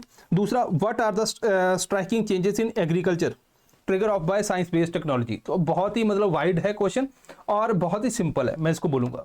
अगर हम देखें तो हमारी लाइफ के अंदर कुछ भी ले लो, आप हेल्थ को लोगे, क्या पढ़ा हमने, वैक्सीन, डायग्नोसिस, सब कुछ जो है वो साइंस ने दी है। आप टेक्नोलॉजी को लोगे, ठीक है, मोबाइल, टेलीविजन, ये सारा किसने दिया, साइंस ने दिया। आप एनर्जी सेक्टर को ले लो, रीन्यूएबल एनर्जी जिसके अंदर आप सोलर, विंड, ये साइंस की देन है। देन डेली लाइफ के अंदर आप देखो आपके घर के अंदर भी बहुत सी पंखा लगा हुआ है, आरओ लगा हुआ है, तो हमारी डेली लाइफ के अंदर कितनी ज़्यादा चेंजेस हो गई हैं, एआई आ गया अब तो, है ना। तो ये सारी जो है साइंस की देन है। What are striking changes agriculture, उसके बाद क्या पूछा उसने, एग्रीकल्चर के अंदर क्या चेंजेस है। अगर हम देखें तो स्टार्ट करते हैं, चलो ग्रीन रेवोल्यूशन के अंदर, ठीक है, वहां पे हाई यील्डिंग वैरायटीज बनाई गई। दूसरा अगर एग्रीकल्चर के अंदर क्या यूज होता है, मैकेनाइजेशन की अगर बात करें, ट्रैक्टर वगैरह यूज होते हैं, ड्रोन आ गए, ठीक है, तो ये आप एग्जाम्पल दे सकते हो। इसके अलावा अभी जो चल रहा है जीएम क्रॉप्स आ गई, ठीक है, बीटी कॉटन से लेके जीएम मस्टर्ड, ये सारी वहाँ पे आप एग्जांपल दे सकते हो। इवन बायो रिमीडिएशन की एग्जांपल दे सकते हो। इसके अलावा अगर हम प्रिसीजन एग्रीकल्चर की बात करें, आजकल क्या आता है, सेंसर आते हैं, है ना, लेजर आती है जो प्लेन करना है कि आपको पूरी क्रॉप प्लेन है नहीं है। इसके अलावा और सेंसर क्या आते हैं कि मान लीजिए क्रॉप खराब होगी थोड़ी बहुत, उसके अंदर दिक्कत है तो उसको पता किया जा सकता है। सैटेलाइट बेस्ड सिस्टम है, आपका जो हेल्थ इंश्योरेंस स्कीम है ना, ऐप बनाई गई है कि भाई आप उसकी फोटो खींचो और वहाँ पे भेजो, तो वहाँ पे वो देखा जाता है कि क्या यहाँ पे इसमें क्या दिक्कत आई क्रॉप के अंदर, ये खराब हुई तो इसको इंश्योरेंस का क्लेम मिलेगा। ये सारी चीज़ें हैं। अभी जो रिसेंटली हमने क्या पढ़ा, न्यूक्लियर टेक्नोलॉजी का यूज़ हो रहा है, ठीक है। इसके अंदर क्या होता है कि म्यूटेशन करवाई जाती है, म्यूटेशन, तो म्यूटेशन होगी तो मान लीजिए क्रॉप के अंदर कोई अच्छी म्यूटेशन होगी, मान लीजिए पहले पानी वो जो ड्रॉट था उसके अंदर वो सर्वाइव नहीं कर पा रही थी, म्यूटेशन के बाद अगर वो सर्वाइव कर पाई तो वो क्रॉप अपनी सक्सेसफुल हो जाती है। इसके अलावा अभी रिसेंटली क्या पड़ा है, स्पेस बेस्ड, तो स्पेस के अंदर जो है बहुत सी जो है क्रॉप को ग्रो करने की कोशिश कर रहे हैं। चाइना क्या करता है कि जैसे सीड वगैरह भेज दिए, अब देखो यहाँ पे तो हमारी क्या है, मैग्नेटिक फील्ड है जो हमें सन रेडिएशन से बचाती है, चार्ज पार्टिकल से बचाती है।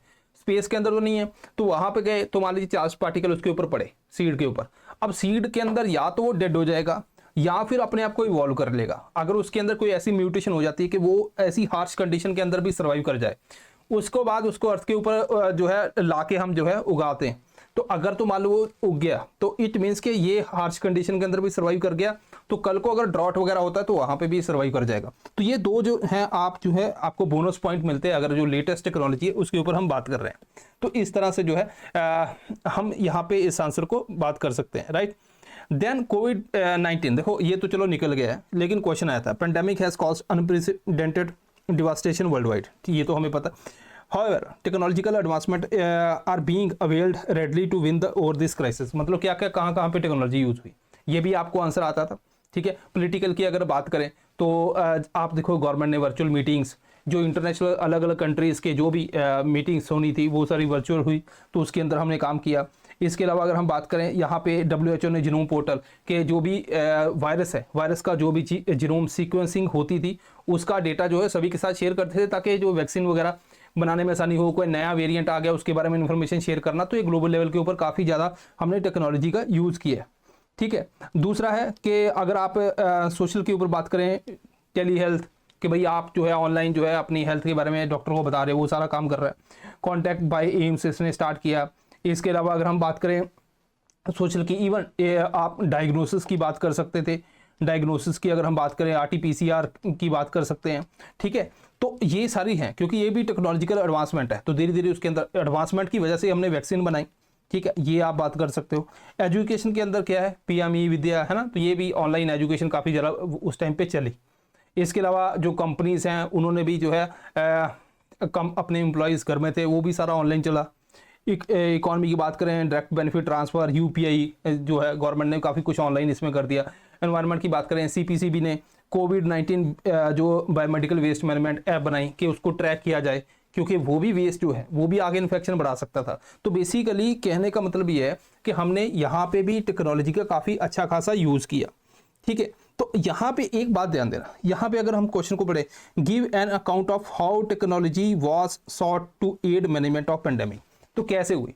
तो ये क्वेश्चन क्या आपको अभी आ सकता है एग्जाम के अंदर, अभी कोविड तो चलो निकल गया है ना, तो यहाँ पे एक टाइप का क्वेश्चन बन सकता है कि जब भी दुनिया में बड़े बड़े क्राइसिस हुए, ठीक है, उसको कैसे टेक्नोलॉजी ने ओवरकम किया है, वो पॉइंट आप लिख सकते हो। तो वहां पे आप इसमें से कुछ पॉइंट जो है एज एग्जांपल यूज कर सकते हो।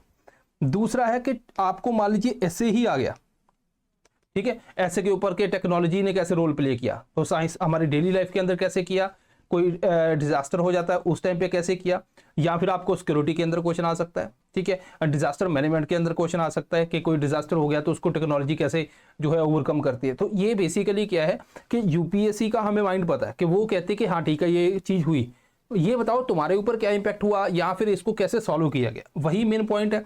तो उसी तरह से आपको देखना है। तो यहाँ पे मैंने कुछ एग्जांपल दी, आप इनमें से कुछ एग्जांपल नोट कर लो, है ना। इवन जो अगर हम यहाँ पे देखें तो हमने यहाँ पे पूरे एग्रीकल्चर के ऊपर जो बात की कि साइंस एंड टेक जो है, साइंस ने कैसे एग्रीकल्चर के अंदर काम किया, ठीक है। इवन जो डिजास्टर की बात करें, ऑयल स्पिल वगैरह है, वहाँ पे भी बायोरिमेडिएशन का काफ़ी बड़ा रोल रहता है, वहाँ पे आप यूज़ कर सकते हो एग्जाम्पल। यहाँ पे अगर जाएं तो नैनोटेक हेल्थ के अंदर आ गया, एग्रीकल्चर का मैंने आपको बता दिया, फर्टिलाइजर का बता दिया, तो वो चीज़ें जो है यहाँ पे आपसे पूछी जा सकती हैं। तो ये थे इंपॉर्टेंट जो पॉइंट जो मैं आपसे डिस्कस करना चाहता था। क्विक है बिकॉज ये भी प्री के अंदर है, वो भी प्री के अंदर है, कोविड-19 भी प्री के अंदर, तो जो आपने प्री में पढ़ा वही मेंस में पूछा जा रहा है। तो प्री के नोट्स जो है उसको अच्छे तरह अपने पास ही रखें ताकि मेंस के अंदर वो काम आ सके। दिस इज ऑल, मिलते हैं next time, thank you very much. Now let's continue with the environment and DM question. जो पहला सवाल है 10 मार्कर है। Now the question is, how does the draft EIA notification of 2020 differ from the existing EI notification of 2006? तो अगर हम structure की बात करें, we will have introduction, body and conclusion.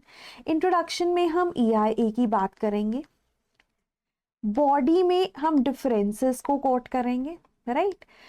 Then we can also talk about the criticism and finally in way forward and conclusion जो भी 2020 के draft notification का क्रिटिसिज्म था उसको कैसे ओवरकम किया जा सकता है and how we can make sure that EIA fulfill its purpose। अब अगर हम इंट्रोडक्शन की बात करें, so you can simply write that it is a tool. It is a tool to identify the environmental, social and economic impacts of a project prior to decision making. एक तरह से ये इकोलॉजिकल सस्टेनेबिलिटी और economic development को balance करने की कोशिश करते हैं, राइट। इसमें the idea is to identify कि एक प्रोजेक्ट का क्या इम्पैक्ट होगा और अगर कोई एडवर्स इम्पैक्ट है उसको कैसे मिनिमाइज किया जा सकता है, and to inform all the decision makers, चाहे वो पब्लिक हो चाहे वो गवर्नमेंट के हो। The idea is to inform all the stakeholders. तो ये पर्पस है। अब 2006 में हमारा नोटिफिकेशन आया था and it derives it's legality from EPA 1986, Environment Protection Act of 1986. Then we had a draft notification of 2020. अब उसमें क्या था, कोई प्रोजेक्ट अगर बन चुका है उसके बाद भी उसको क्लियरेंस मिल सकता है, तो पोस्ट फैक्टो क्लियरेंस। देन इन्होंने क्या किया, इन्होंने बोला कि प्रोजेक्ट्स जो 1.5 लाख स्क्वायर मीटर्स तक हैं उनको कोई भी डिटेल स्क्रूटनी की जरूरत नहीं है, राइट। देन पब्लिक कंसल्टेशन का, पब्लिक हियरिंग का टाइम 30 दिन से 20 दिन कर दिया गया। देन कंप्लायंस रिपोर्ट, पहले जो भी प्रोजेक्ट का प्रमोटर था उसे 6 महीने में कंप्लायंस रिपोर्ट देनी होती थी, अब ये साल में एक बार कर दिया गया। देन स्ट्रेटेजिक प्रोजेक्ट्स जो नेशनल इंपॉर्टेंस के हैं उनकी कोई भी इंफॉर्मेशन पब्लिक डोमेन में नहीं होगी। सो ये सब डिफरेंसेस थे prior to the previous one, compare to the previous one. अब इससे क्रिटिसिज्म क्या हुआ, आपने ना एक तरह से अकाउंटेबिलिटी को अंडरमाइन कर दिया कि जिस प्रोजेक्ट में प्रॉब्लम थी वो स्टार्ट हो गया है, अब हो सकता है वो नॉन कंप्लायंट हो, but because that project is fully functioning तो हम उसको कंप्लायंस ऑफर कर देंगे, हम उसको अप्रूवल दे देंगे। तो पोस्ट फैक्टो जो अप्रूवल है वो बहुत बड़ी चीज है, बहुत गलत चीज है, and it invited a lot of criticism. And the reason is अभी भी ड्राफ्ट फाइनलाइज नहीं हुआ है, 2020 में, 2025 चल रहा है। तो अकाउंटेबिलिटी को अंडरमाइन किया क्योंकि आपने रेट्रोस्पेक्टिवली आप अप्रूव कर सकते थे, ठीक है। देन नॉर्मलाइजेस नॉन कंप्लायंस, फिर आपने मॉनिटरिंग फ्रीक्वेंसी को कम कर दिया कि 2 साल में 2 बार की बजाय एक ही बार करना है, तो वो वायलेशंस को बढ़ा देगा ना। कोई स्क्रूटिनी नहीं है कि 1 साल में एक बार करना है, तो वायलेशंस बढ़ सकती हैं। फिर पब्लिक कंसल्टेशन का जो टाइम था, पब्लिक हियरिंग का जो टाइम था, वो आपने कम कर दिया। अरे उसे बढ़ाना चाहिए ना, let the people know all the details.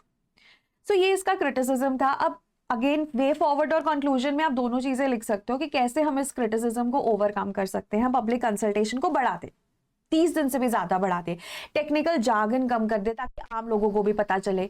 Then we have to increase the transparency, accountability and integrate more and more local communities. तो उससे क्या होगा, जो EIA का पर्पस था जिसकी वजह से ये बनी थी वो फुलफिल होगा। Next question is regarding the Jal Shakti Abhiyan. What are the salient features of Jal Shakti Abhiyan launched by the Government of India for water conservation and water security? Again, introduction, body, conclusion. Introduction में आप जल शक्ति अभियान के बारे में बता सकते हैं कि कब लॉन्च किया गया था। 2019 में मिनिस्ट्री ऑफ जल शक्ति ने इसे लॉन्च किया था for water conservation and water security in the water stressed districts, brought water to the forefront of national policy making. Right, body will obviously entail the features. We have to elaborate the features. अब आपसे पूछा गया features, लेकिन आप इसके फायदे और इसका क्रिटिसिज्म जरूर बताएंगे। कंक्लूजन में कैसे इस क्रिटिसिज्म को ओवरकम किया जा सकता है, and finally you can conclude on a positive note. So that is going to be the ideal structure. अब देखिए इंट्रोडक्शन में जैसे मैंने आपको बताया 2019 में मिनिस्ट्री ऑफ जल शक्ति ने इसे लॉन्च किया था। The idea was to tackle the challenges of water scarcity, ठीक है, पानी कम हो रहा है, ग्राउंड वाटर रिसोर्सेज का depletion and inefficient water management practices across the country. तो it focused on 256 water stressed districts, 1500 blocks. और अगर हम इसका ब्रॉडर आइडिया देखें ना, तो water conservation, rain water harvesting, जो ट्रेडिशनल वाटर बॉडीज है उनका रेनोवेशन, देन रिचार्ज स्ट्रक्चर्स का रीयूज, उनको बनाना, watershed development, afforestation, intensive afforestation, ये इसके 5 बड़े बड़े पिलर्स थे।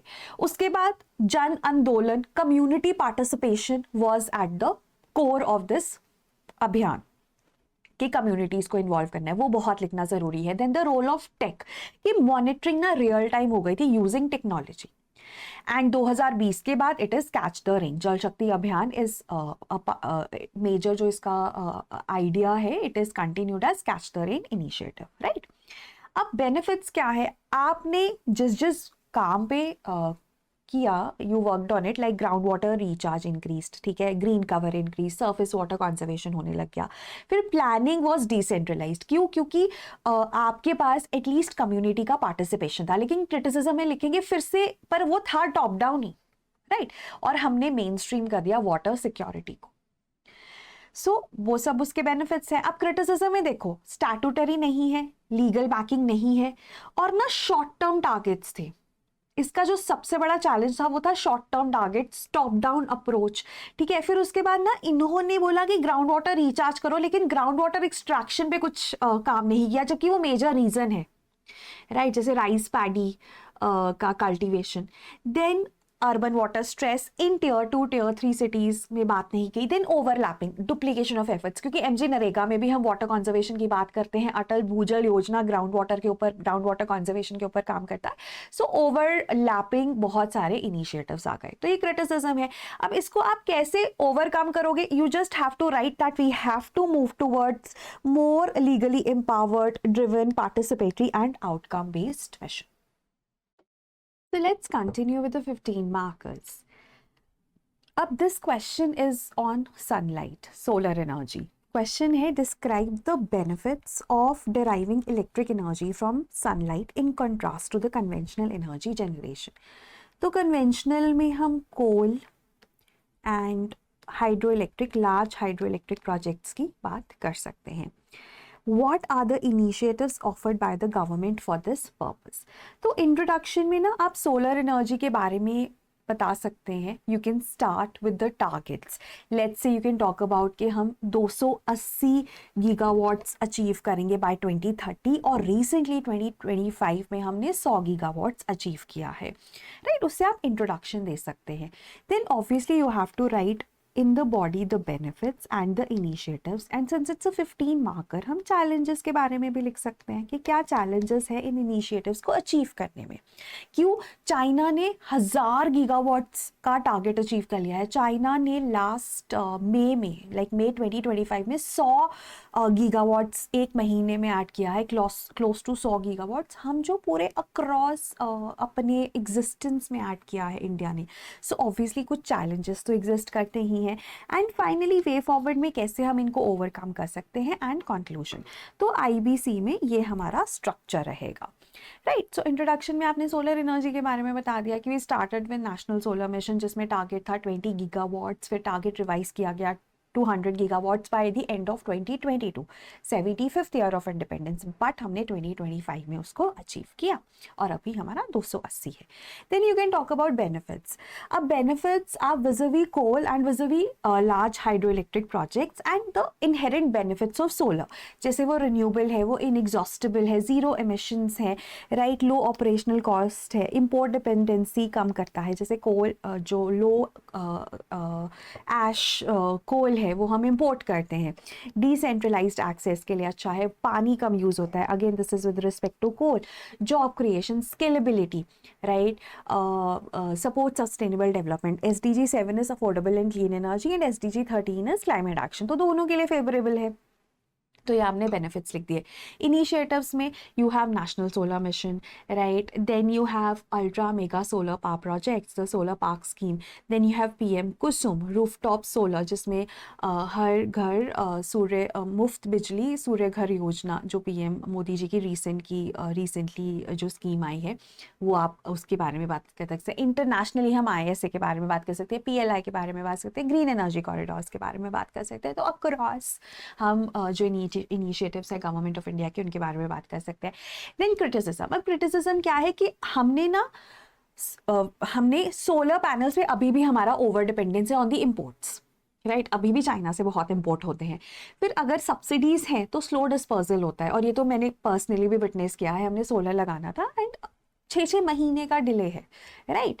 देन ग्रिड इंटीग्रेशन चैलेंजेस है, लैंड एक्विजिशन प्रॉब्लम्स है, डिस्कॉम्स आर रिलेक्टेंट क्योंकि लॉन्ग पीपीए होते हैं, राइट। लोग फार्मर्स के बारे में अवेयरनेस नहीं है पीएम कुसुम को लेकर, टेक्निकल स्किल फोर्स नहीं है अभी भी, स्टेट वाइज इम्प्लीमेंटेशन बहुत पुअर है, बारिंग राजस्थान है ना and a few other states, कई स्टेट्स में तो बहुत ही मिनिमल पेनिट्रेशन है सोलर का।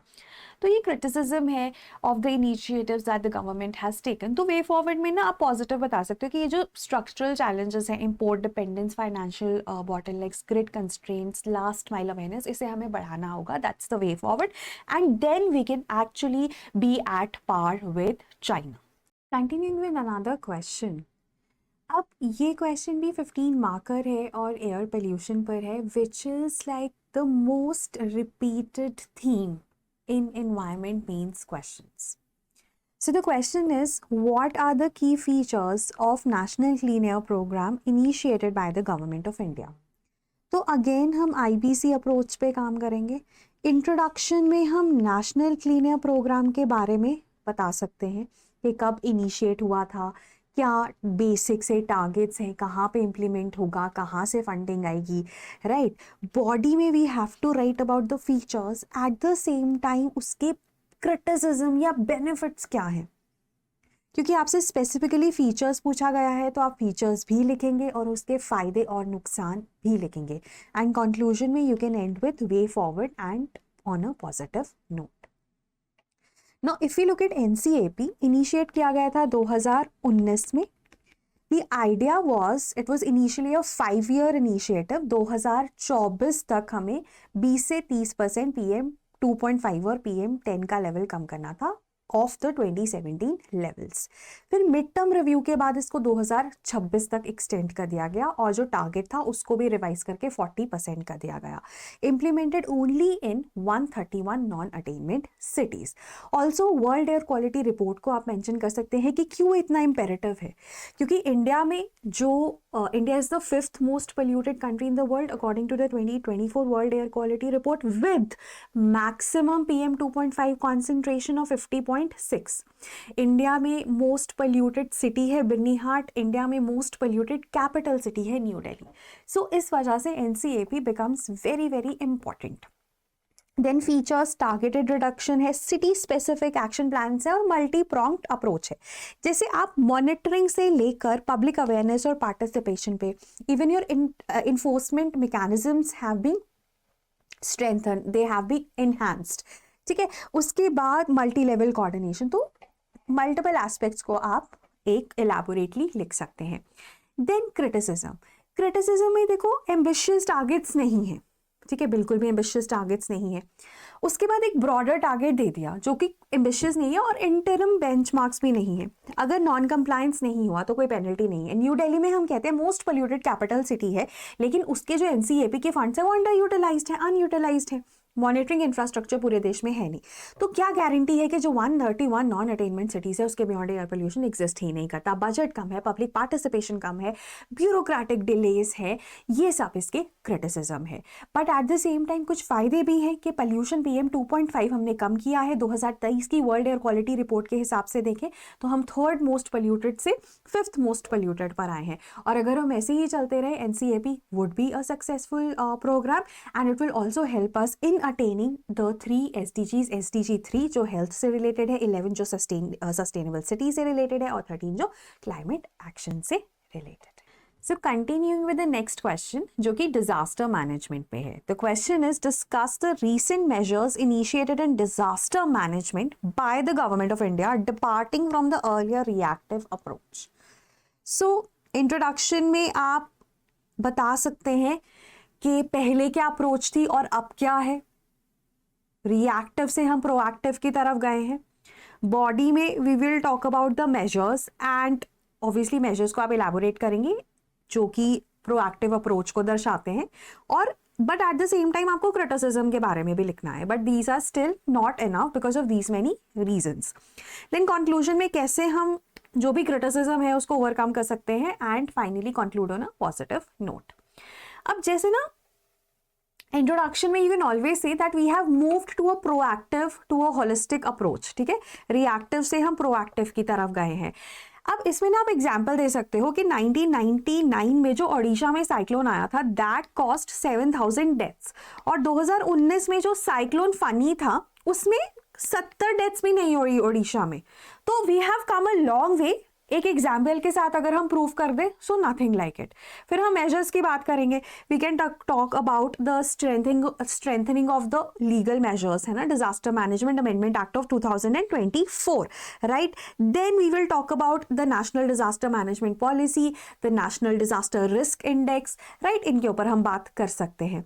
फिर उसके बाद अर्ली वार्निंग सिस्टम्स, टेक्नोलॉजी पे इन्हांसमेंट है जो कि हमें प्रोएक्टिव बनाते हैं। इसमें आप आईएमडी की बात कर सकते हैं, cyclone early warning system, साइस्मिक network expansion, भूकंप ऐप, ठीक है, सचेत एंड भूकंप ऐप्स। फिर इंफ्रास्ट्रक्चर में फ्लड कंट्रोल इन गोरखपुर, राइट, डिस्ट्रिक्ट लेवल तक पे अब हम कंट्रोल रूम्स बना चुके हैं। असम ने फ्लड एटलस बना दिया है, लैंडस्लाइड एटलस आईआईटी दिल्ली ने बना दिया है, तो वो वाले एग्जांपल्स हम दे सकते हैं। डिजास्टर प्रिपेयर्डनेस को स्ट्रेंथन कर दिया है NDRF, community based disaster preparedness operation अभ्यास, सुरक्षित शनिवार इन बिहार। सो एक तरह से जो ड्रिल्स हैं वो बढ़ गई हैं, right. So we can write a lot of examples which help us in elaborating कि हाँ हम रिएक्टिव से प्रोएक्टिव की तरफ आ गए हैं। बट चैलेंजेस हैं, funding, resource allocation, lack of enough force, implementation local level पर नहीं हो पाती, एग्जीक्यूशन नहीं हो पाती, अर्ली वार्निंग और लास्ट माइल कनेक्टिविटी में अभी भी गैप्स है, टेक्नोलॉजी का हम इतना यूज़ नहीं कर पाते, टेक्नोलॉजी अब अडॉप्शन को लेकर बहुत ज़्यादा कंसर्न्स है, लोग नहीं अडॉप्ट कर पाते, बिहेवियरल चेंज हम नहीं ला पाए हैं, कैपेसिटी बिल्डिंग अवेयरनेस पे प्रॉब्लम्स है, coordination, governance, right, urban vulnerabilities और क्लाइमेट चेंज ने इन सब के ऊपर बहुत ज़्यादा ऐड कर दिया है। So these are the challenges will still exist. तो इनको कैसे हम बेटर कर सकते हैं? हम डीआरआर को मेन स्ट्रीम करें, हम पीपीपी लेकर आएँ, हम टेक्नोलॉजी अडॉप्शन बढ़ाएं, हम स्कूल्स में ड्रिल्स करें ताकि बच्चों में ये इनकलकेट हो। तो अगर हम कंटिन्यूस एफर्ट्स करते रहे सो डेफिनेटली जो ये हमारी अप्रोच है, जो एक शुरुआत है कि हम प्रोएक्टिव की तरफ जा रहे हैं और it has started to reap results, आगे जाके शायद हम अपनी कैजुअलिटीज ड्यू टू डिजास्टर्स बहुत ही कम कर देंगे। ऑलराइट, तो GS3 2020 4 क्वेश्चंस आए थे इंटरनल सिक्योरिटी के, आइए नजर मारते हैं और साथ में उसके स्मार्ट फ्रेमवर्क्स डिस्कस करते हैं। मॉडल आंसर्स आपको हमारी वेबसाइट पे और साथ के साथ डिस्क्रिप्शन बॉक्स में दिए गए लिंक पे आपको मॉडल आंसर्स मिल जाएंगे। यहां पे आपके साथ क्विक क्रिस्प फ्रेमवर्क्स में डिस्कस करना चाहता हूं। चलिए, तो क्वेश्चन नंबर 1 इंटरनल सिक्योरिटी का है, discuss the different types of cyber crimes and measures required to be taken to fight this problem of cyber crime. अब ये 2020 का क्वेश्चन है, बट साइबर क्राइम अभी भी उतना रेलेवेंट है 5 साल के बाद 2025 में, आज से 5 साल के बाद भी साइबर क्राइम रेलेवेंट रहने वाला है। बट क्वेश्चन कह रहा है different types of cyber crimes के बारे में बात करें। तो पहले इंट्रोडक्शन में आप साइबर क्राइम की डेफिनेशन को देंगे। साइबर क्राइम की डेफिनेशन में देखो, कोई भी क्रिमिनल एक्टिविटी जिसमें डिजिटल डिवाइसेस इन्वॉल्व हैं, कंप्यूटर्स इन्वॉल्व हैं, कंप्यूटर नेटवर्क्स इन्वॉल्व हैं, या किसी भी किस्म के डिजिटल डिवाइसेस इन्वॉल्व हैं, और बढ़ते हुए डिजिटाइजेशन के साथ and with the increasing of consumption of the digital services and the internet penetration, ये साइबर क्राइम्स और बढ़ते जा रहे हैं। मॉडल आंसर्स में आपको कुछ इंपॉर्टेंट रिपोर्ट्स भी मिल जाएंगी कि इंडिया का रैंक कितना आता है साइबर सिक्योरिटी वल्नरेबिलिटी इंडेक्स में। सो देयरफॉर यहां पे अब देखते हैं बॉडी ऑफ द आंसर में हमने एक निमोनिक यूज करना है, फिश्ड, FISHED, जो कि टाइप्स ऑफ साइबर क्राइम की बात कर रहा है। तो फिश्ड में F यानी कि फाइनेंशियल फ्रॉड्स, I यानी कि आइडेंटिटी थेफ्ट, S यानी कि सोशल इंजीनियरिंग, H यानी कि hacking and data breaches, E यानी कि extortion and ransomware, and D यानी कि डेफेमेशन एंड हैरेसमेंट। तो ये एग्जांपल्स हैं, जैसे कि फाइनेंशियल फ्रॉड्स में fishing, credit card fraud, UPI scams. अब तो बल्कि आप कॉल करते हैं तो अमिताभ बच्चन जी की आवाज आती है, बार बार अवेयर किया जाता है फाइनेंशियल फ्रॉड से बचे, 1930 पे डायल करें। आइडेंटिटी थेफ्ट, यहाँ पे फेक सोशल मीडिया प्रोफाइल्स आ जाती हैं, सिम क्लोनिंग की बात आती है। सोशल इंजीनियरिंग में again romance scams, job frauds, शादी.com और डेटिंग एप्स पे काफी स्कैम्स चल रहे होते हैं, फ्रॉड चल रहे होते हैं, जहां पे लड़का कहीं बाहर से आया है और आपको एक बड़ी रोजी पिक्चर दिखाई जा रही है कि देखो जी लड़का बाहर में सेटल्ड है, PR है, सिटीजन है बाहर का, आपके साथ शादी होगी, आपको भी बाहर लेके जाया जाएगा, लेकिन बाद में पता चलता है कि भाई वो सब फ्रॉड है, वो सब बोगस है, राइट। तो ऐसे बहुत सारे स्कैम्स भी सामने आते हैं, तो ये सोशल इंजीनियरिंग में आता है। सिमिलरली बाकी जो टाइप्स ऑफ यहाँ पे क्राइम्स डिस्कस करें वो भी देख सकते हैं। Then again what are the measures, because question का एक बहुत सिग्निफिकेंट पार्ट है कि discuss the different types of cyber crimes, ये पार्ट 1 है, एंड पार्ट 2 है मेजर्स क्या क्या लिए गए हैं इस मेनेस को फाइट करने के लिए। तो मेजर्स में यहां पे एक फ्रेमवर्क आ जाता है by the name of secure, by the name of secure एक फ्रेमवर्क आ जाता है। सिक्योर में एस यानी कि strengthening the laws and enforcement. Alright, यहां पे जो भी हमारे लॉज हैं, आईटी एक्ट है, या जो हमारे पास मैकेनिज्म्स हैं, सर्ट इन मैकेनिज्म है, CERTIN मैकेनिज्म है, या जो भी हमारे पास और लेजिस्लेटिव मेजर्स हैं, इंस्टीट्यूशनल मेजर्स हैं, उनको इन्वोक करने की बात आती है। ई से educating citizen, cyber hygiene campaigns run करे जा रहे हैं सक्सेसफुली। देन सी से कैपेसिटी बिल्डिंग आता है, पुलिस को, जुडिशरी को ट्रेन करना। हमारे पास अभी भी शॉर्टेज है। नेशनल साइबर सिक्योरिटी पॉलिसी 2013 में यह कहा गया था दैट बाय 2018 हमारे पास 5 lakh trained cyber security professionals होंगे, but we don't have that number yet. We have around 3 lakh. We have around about between 2 to 3 lakh cyber security trained professionals. So we need more cyber security trained professionals. And then you say upgrade infrastructure.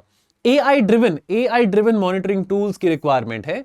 And then R say robust international cooperation. Now, for example, you have the Budapest Convention. Now you have the UN Global Cyber Security Convention as well, जो India ज्यादा endorse कर रहा है, UN global cyber security convention. And then encouraging public private partnerships. ये सब चीजें ना बहुत डिटेल में क्रैश कोर्स में कराई हैं, बहुत ज्यादा डिटेल में, एक्सटेंसिवली। तो अगर आप स्ट्रगल कर रहे हैं ऐसे इंपॉर्टेंट कंसेप्ट्स के साथ, please get in touch with us. Crash course में बहुत ही कॉम्प्रिहेंसिवली और मजेदार तरीके के साथ हमने ये सारी की सारी बातें डिस्कस करी है। तो कंक्लूजन में, जैसे हम आने वाले समय में विकसित भारत की बात कर रहे हैं, और जैसे हम हमारे एस्पिरेशंस हैं that we want to grow now to a $5 trillion economy, then to a $25 trillion economy. तो साइबर सिक्योरिटी एक बहुत इंपॉर्टेंट एस्पेक्ट है, very much an integral part of national security.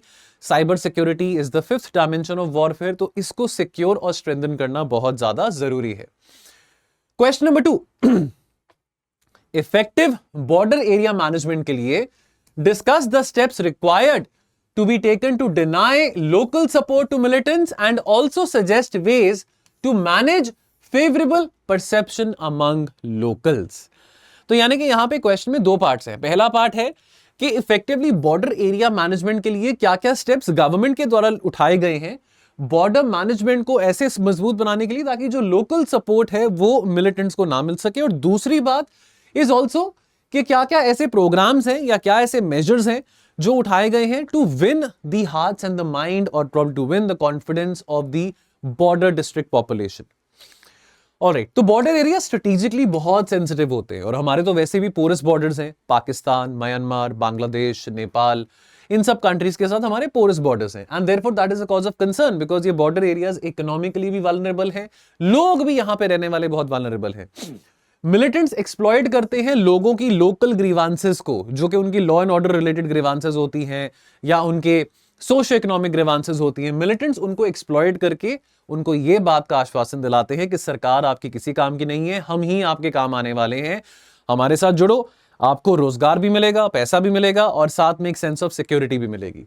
Right, तो effective border management has to go beyond constructing smart fences and barriers and therefore winning the hearts and mind. WHAM ये एक बहुत important strategy है, इसको लेके मैंने detail में video भी बनाया था, YouTube पे पड़ा हुआ है WHAM, प्लीज जाके देखना अगर नहीं देखा ना। यहां पे एक फ्रेमवर्क मैंने बनाया है, हार्ट निमोनिक है बॉडी ऑफ द आंसर में। H यहां पे बात करता है हार्मोनियस डेवलपमेंट के बारे। आप इंफ्रास्ट्रक्चर को सुधारोगे, हेल्थ केयर फैसिलिटीज और स्पेसिफिकली PHC जो प्राइमरी हेल्थ केयर सेंटर्स है वो बढ़ाओगे, एजुकेशन यानी कि स्कूल्स वगैरह बढ़ाओगे, लिटरेसी पे काम करोगे, तो डेफिनेटली आपके जो बॉर्डर एरिया के जो लोग हैं वो आपके साथ जुड़ेंगे, वो मेन स्ट्रीम डेवलपमेंट का हिस्सा बनेंगे। क्लीन वाटर, इलेक्ट्रिसिटी, 24 घंटे बिजली हो, इंटरनेट सर्विसेज हो, बैंकिंग सर्विसेज हो। अब वाइब्रेंट विलेज प्रोग्राम जो कि एक बहुत इंपॉर्टेंट प्रोग्राम है which is specifically covering the northern and the northwestern and the northeastern borders of India, इस प्रोग्राम के बारे में मेंशन करना यहां पे बहुत जरूरी है। Now again ये body of the answer rough pointers हैं, ये रफ पॉइंटर्स हैं, मॉडल आंसर डिटेल में आपको मिल जाएगा। Then employment and economic empowerment, E is for employment and economic empowerment. तो यहां पे जैसे कि एग्रो बेस्ड इंडस्ट्रीज हैं, हैंडीक्राफ्ट्स हैं, टूरिज्म, बॉर्डर एरियाज में टूरिज्म का बहुत पोटेंशियल रहता है। अब फॉर एग्जांपल नॉर्थ ईस्ट है, नॉर्थ ईस्ट बहुत सुंदर जगह है, लोग वहां पे घूमने भी जाते हैं, लोगों की बहुत एक ड्रीम डेस्टिनेशन है कि मेघालय जाना है, मिजोरम जाना है, असम जाना है, बट ये बॉर्डर एरियाज भी आते हैं therefore because of insurgency and cross border militancy coming from Myanmar and also with tactical support being provided from China, यहाँ पे टूरिज्म इतना फ्लरिश नहीं कर पाता है। तो टूरिज्म इनिशिएटिव्स यहाँ पे फ्लरिश करने बहुत जरूरी है, स्पेसिफिकली बॉर्डर एरियाज में। एंड देन अब फॉर एग्जांपल राजस्थान में जैसलमेर है, अजमेर है, ये again Rajasthan Punjab border states आ जाते हैं पाकिस्तान के साथ, but they also hold a lot of agriculture and a lot of tourism potential. Agriculture potential specifically Punjab, not Rajasthan as such, but of course Rajasthan and Punjab hold a lot of tourism potential as well.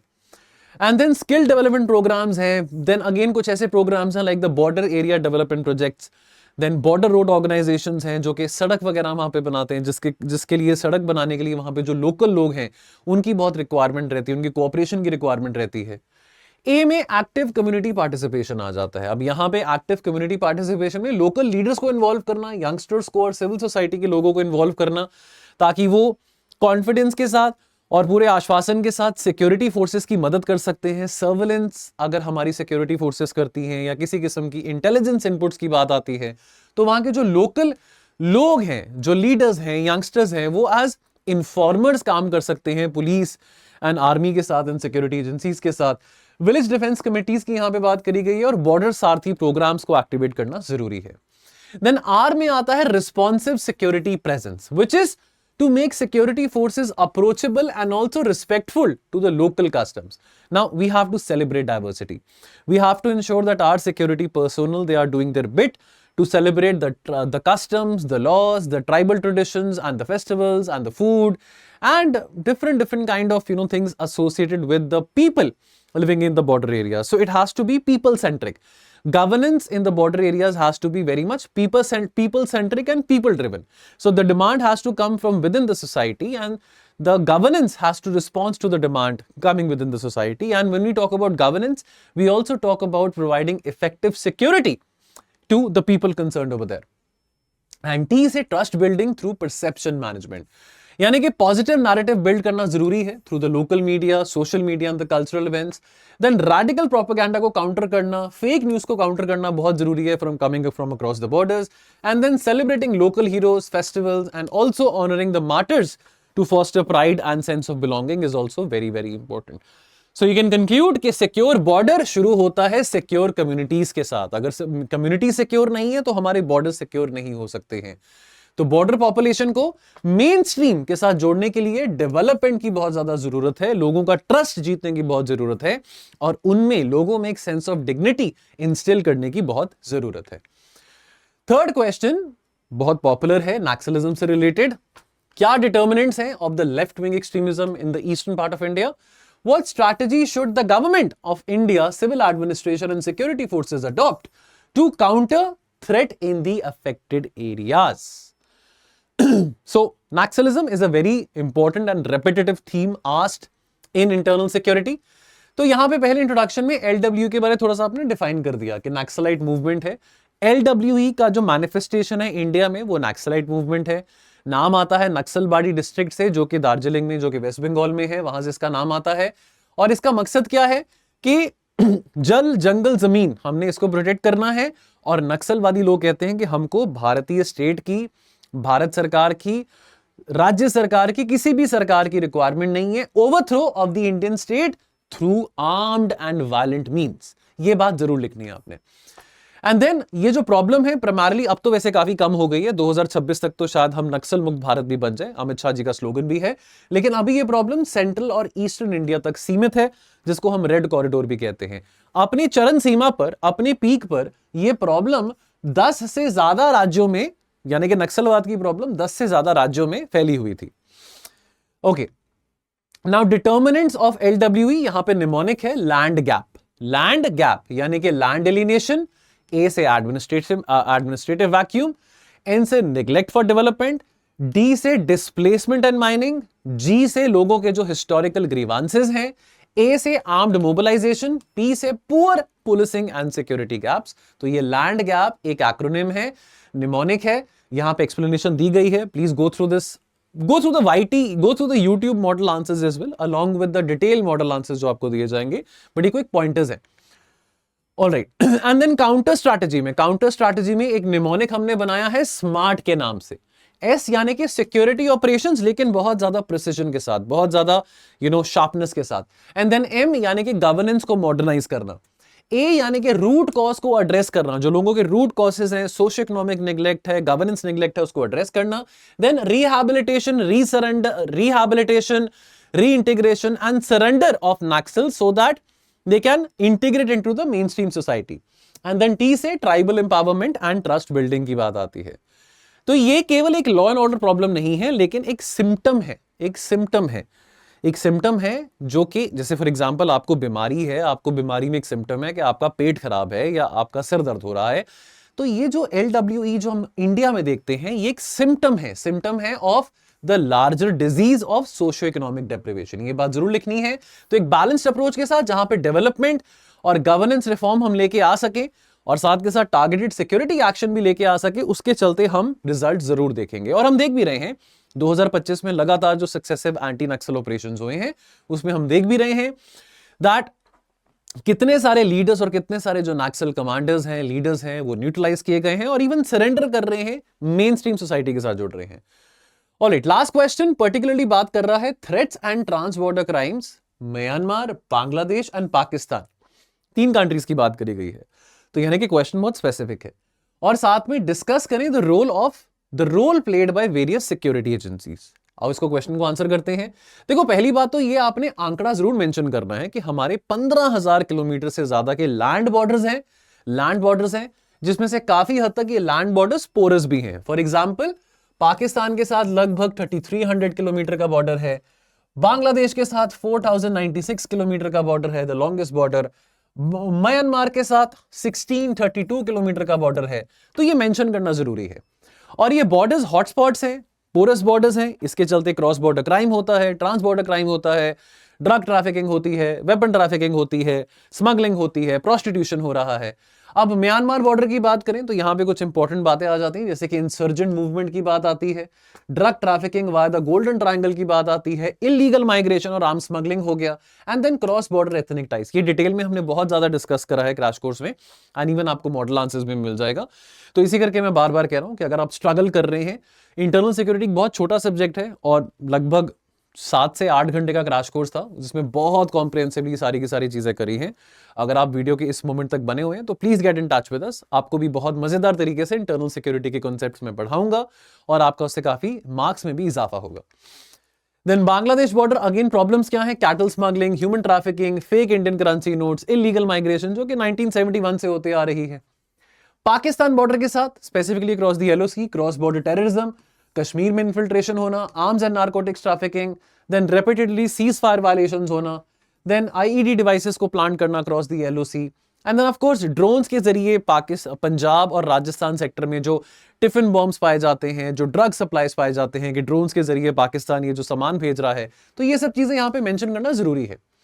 Role of the security forces, यहां पे एक acronym आता है basis के नाम से.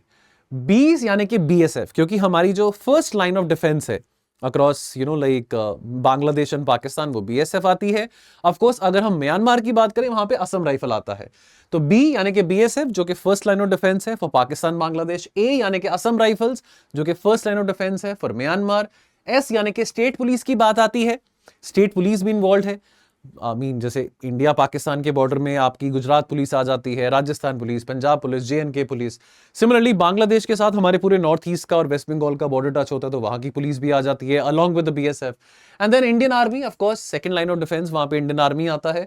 And then S से special units आ जाते हैं, जैसे कि कोबरा, NSG, NIA. ये स्पेशल यूनिट्स हैं जो कि बनाए गए हैं, जो कि एंटी इंसर्जेंसी ऑपरेशंस में और इवन इंटेलिजेंस ऑपरेशंस में मदद करते हैं.